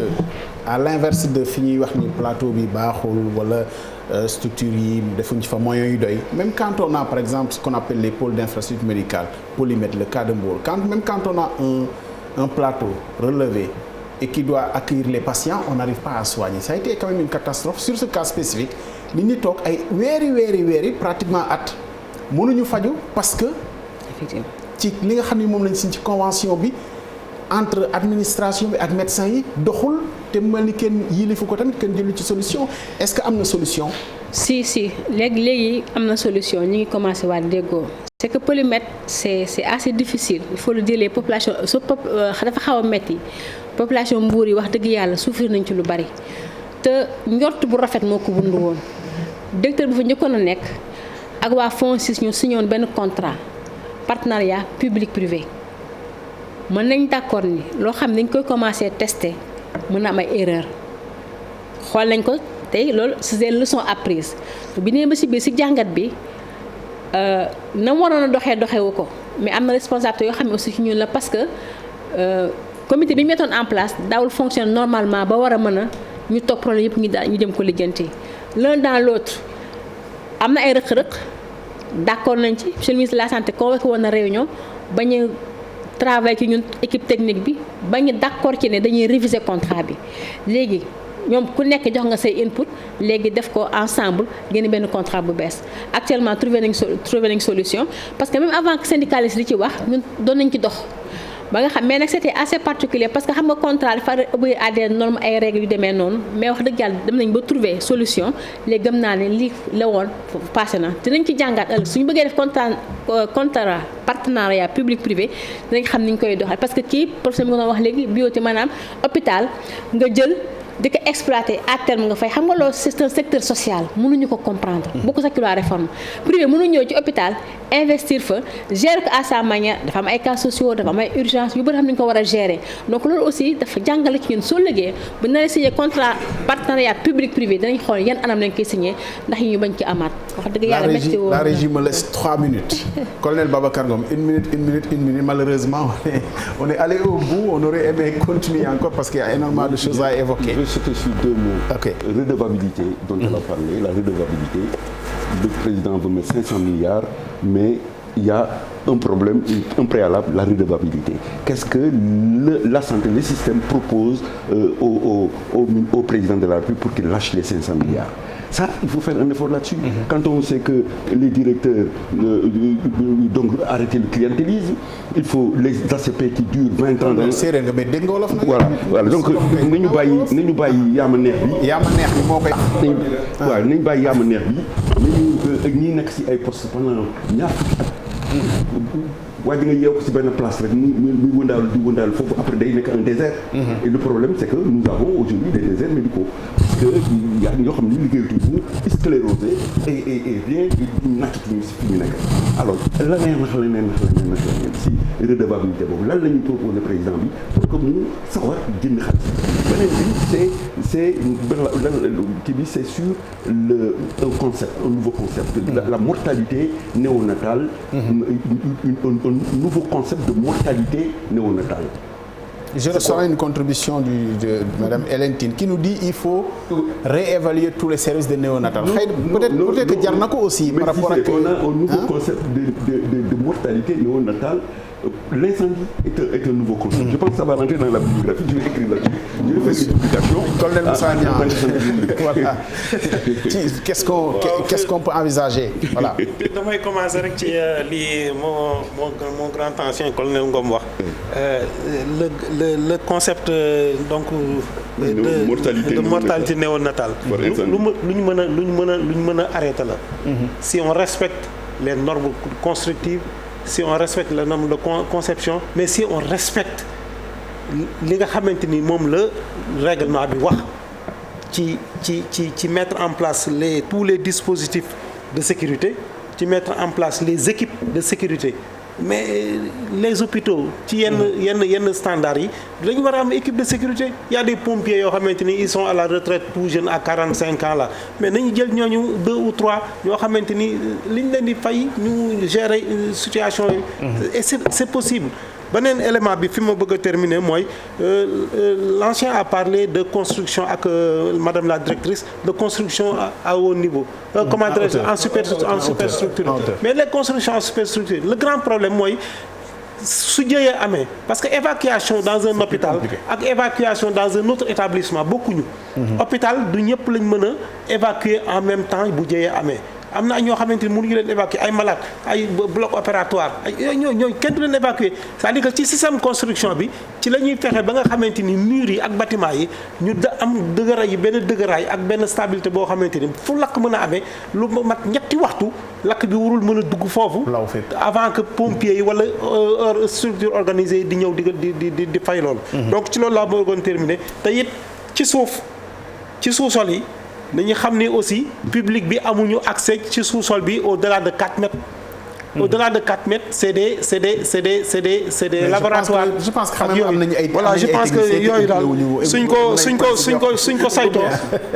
fexe ba nga xamante ni structures yi dinañ am ñuy personnel boo xamante ni dinañ mën a saytu jëye même bu dee personnel médical bi ak personnel de soutien bi ñu former leen. kenn ku nekk ñu jox le rôle ba nga xamante ni loolu lépp ñu tëral ko te directeurs yi chef de service yi ñu am une gouvernance de gestion de la sécurité des structures hospitalières. Professeur Pape Touré. Cheikh Tidiane. Pourquoi je dis Pape Touré? Bon, Cheikh Tidiane Touré. waaw maa la gërëm encore déjà beaucoup ñëpp fii ci jotaay bi tey yi nii waxtaan bi am na njëriñ mais waaw ñu ngi ko tabal ci affaire rek lakk bi amoon dëgg la. mais problème bi bare na. bien sûr. sama jigéen nii Fatou Sylla Mbaye nee na ñu ngi beesal hôpital yi daanaka mais li ñu def beesalul bare na. xam naa du léegi la ñu beesal yëpp. et puis ensuite bon li am mooy état bi dafa créé hôpital par décret. le centre de santé mu def décret ni lépp hôpital. kon l'hôpital quand même c'est pas décret qui le fait quand même n'est-ce pas. vous en avez déjà parlé à l'époque. n'est-ce pas. donc l'hôpital il y a une formation c'est pas décret qui fait l'hôpital. Et il faudrait naturellement aussi le ministère de la Santé est seul à prendre des décisions à s'en satisfaire ou bien ne pas seul. Il y a dans tous les pays du Nord quand même assez avancés quand même toujours un organe de contrôle. Au conseil de la santé, qui quand même un organe de veille, qui veille à ce que les politiques de santé soient bien suivies et qui veille, et souvent quand tels incidents arrivent, qui veille des enquêtes autonomes. Mais là, c'est le ministère qui fait ces enquêtes. Non, mais il faut donc vraiment, j'avais suggéré, parce que comme j'ai dit, dans le cadre de la concertation sur la santé, j'avais eu le privilège quand même de diriger un groupe de travail de 60 personnes environ. On travaille pendant 6 mois. Pour donc étudier donc l'offre des services de santé, de la case de santé jusqu'à l'hôpital universitaire. Donc là, on a travaillé pendant des mois pour donc vraiment essayer de normer les infrastructures, les équipements, les humains, l'organisation du travail. On a fait ce travail-là. Ce travail donc de normalisation. Je vais donc proposer qu'il y ait un tel au Conseil, parce qu'on ne peut pas un système, un organisme ne peut pas savoir s'il progresse ou bien s'il régresse si on ne l'évalue pas périodiquement. Il faut donc qu'il y ait un tel organe autonome comprenant des médecins, des magistrats, de différentes compétences pour ñu xam daal ñu évaluer le travail du ministère de la Santé. Ça, il le faut. Mais dans d'autres pays, la France, là, ça existe. Merci beaucoup professeur Cheikh Tidiane Touré. Fatou Mbaye Sylla dinaa la bàyyi nga tëj fi ma bëgg ñu tëjee rek mooy est-ce que li xew jéye la mais est-ce que ça peut être fondateur de quelque chose pour que quand même ñu xam ni ci wàllu woowu am na lu manqué ndax xewoon na fi xewati fi te ñu fexe ko gànt mu bañ a amati qu'est-ce qu'on va changer? Plus jamais ça mooy déjà du point de vue localement la fa xew su enquête bi génnee lépp lu ci war dinañ ko def am fi passé woon du ma ki dellusi ku nekk li nga war a def di nga ko def mais mooy fexe ba nga xam ne dañuy am une nouvelle gouvernance avec qui est de la redevabilité fexe ba nga xam ne le malade est au centre de tout quand le malade est au centre de tout bu ñëwee war a fekk jumtuwaay hôpital buñ tabax ci norme yu wóor. C'est vrai que ñi ngi def yu bees yu màggee dañ koy defaraat dinañ tabax yeneen yu bees équipement yi dana ko fa fekk médicaments yi dana ko fa fekk su ñëwee duñ ko lottal ci buntu ba ci circuit su waree ñu jël ko en urgence ñu jël ko ci condition urgence dans les conditions requises ku ñu jox xaalis bu at ma jeexee ñu saytu la bu ñu joxe équipement su at ma jeexee ñu saytu la képp ku nekk ci hôpital ba directeur ba ci agent ba ci buntu ba ku nekk la nga war a def nga def ko. ci loolu moom la ñu monsieur le président di wax les réformes il faut ñu ñëpp xam nañ ne malgré les efforts qui sont faits en termes d'équipement de construction yokk xaalis di fay nit ñi am na loo xam ne dañu war defaraat suñu toogaay loolu ñëpp ki d'accord lu ñu defaraatee toogaay bi nag réforme yoo koy définir te ñu ñëpp ñuy ànd def ko dina metti nag waaye il faut ñu def ko on ne peut pas s'y soustraire te gëm na rafet nañ njort ne su lii passé yàlla na fi yem gëmatuma ni à chaque fois dinañ gën a vigilant encore en matière de néonatologie on va prendre les dispositions qu'il faut depuis li ngeen ñi ngi ci te dinañ ko continuer su loolu weesoo nag de façon globale dans le système il faut ñu defaraat suñu toogaay bien que liggéey bi rafet na nit ñaa ngi saytu suba ak ngoon bi li ko daan du caaxaan yaa ngi retaa xam na dama yàkkamti waaye cela veut dire que nag liggéey bi rafet na mais am na lu des te dañ ci taxaw xam nañ ne manqué na xam nañ ne am na loo xam war nañ ko mottali te bu soobee yàlla nañ ko mottali en toute objectivité en toute rigueur. Professeur Babacar Ngom 30 secondes. 30 secondes. L'hôpital de niveau 4. On a sorti un nouveau concept, hôpital de niveau 4, sans savoir comment il faudra gérer cet hôpital de niveau 4. On n'a pas réfléchi là-dessus. Moi, j'ai dit que cet hôpital doit être dafa war a nekk hôpital bu hôtel yi fi nekk. mais il faut qu'on réfléchisse là-dessus. L'hôpital doit être humain, il doit être performant, il doit être agile, il doit être flexible. Merci. Qu'est-ce que vous mettez dans ces concepts? Merci beaucoup. On y reviendra certainement dans notre débat. Merci beaucoup. ñu ngi leen di gërëm di leen sant la régie parce que évidemment il y a un programme qui doit suivre boo xam ne war nañ cee dem ci programme yi nga xam ne moom moo am ñu leen di gërëm di leen sant mais gërëm ñi nga xam ne ñoo ñu fi wuy si woon colonel Moussa Niang Union nationale des sapeurs-pompiers à la retraite professeur Cheikh Tidiane Touré merci beaucoup ancien chef de chirurgie hôpital Aristide Le Dantec ñu ngi lay gërëm bu baax militaire aussi gradé voilà bon donc colonel Babacar Ngom également ancien chercheur à l'université Cheikh Anta Diop et ancien directeur d'hôpital docteur Fatou Mbaye Sylla la double peine Mbaye ak Sylla moom vraiment neexul ah bon donc ay voilà ay borom yi galon tenu rek laa fi dalal Fatou Mbaye Sylla merci vraiment d'avoir répondu à notre invitation ñu fàttali leen information principale avant ñuy tàmbale Abdoulaye Diouf Sarr n'est plus ministre de la santé docteur Marie Khemesse Ngom Ndiaye moo ko remplacé démis de ses fonctions par le président de la République loolu yëpp télévision Futurs Médias dina ci ñëwaat ci yeneen i jotaay incha allah ci fan yi di ñëw ñu leen gërëm di leen sant restez fidèles au programme de la télévision Futurs Médias merci à la régie pour avoir été compréhensif avec nous sur ce débordement un peu sur le temps merci beaucoup jërëjëf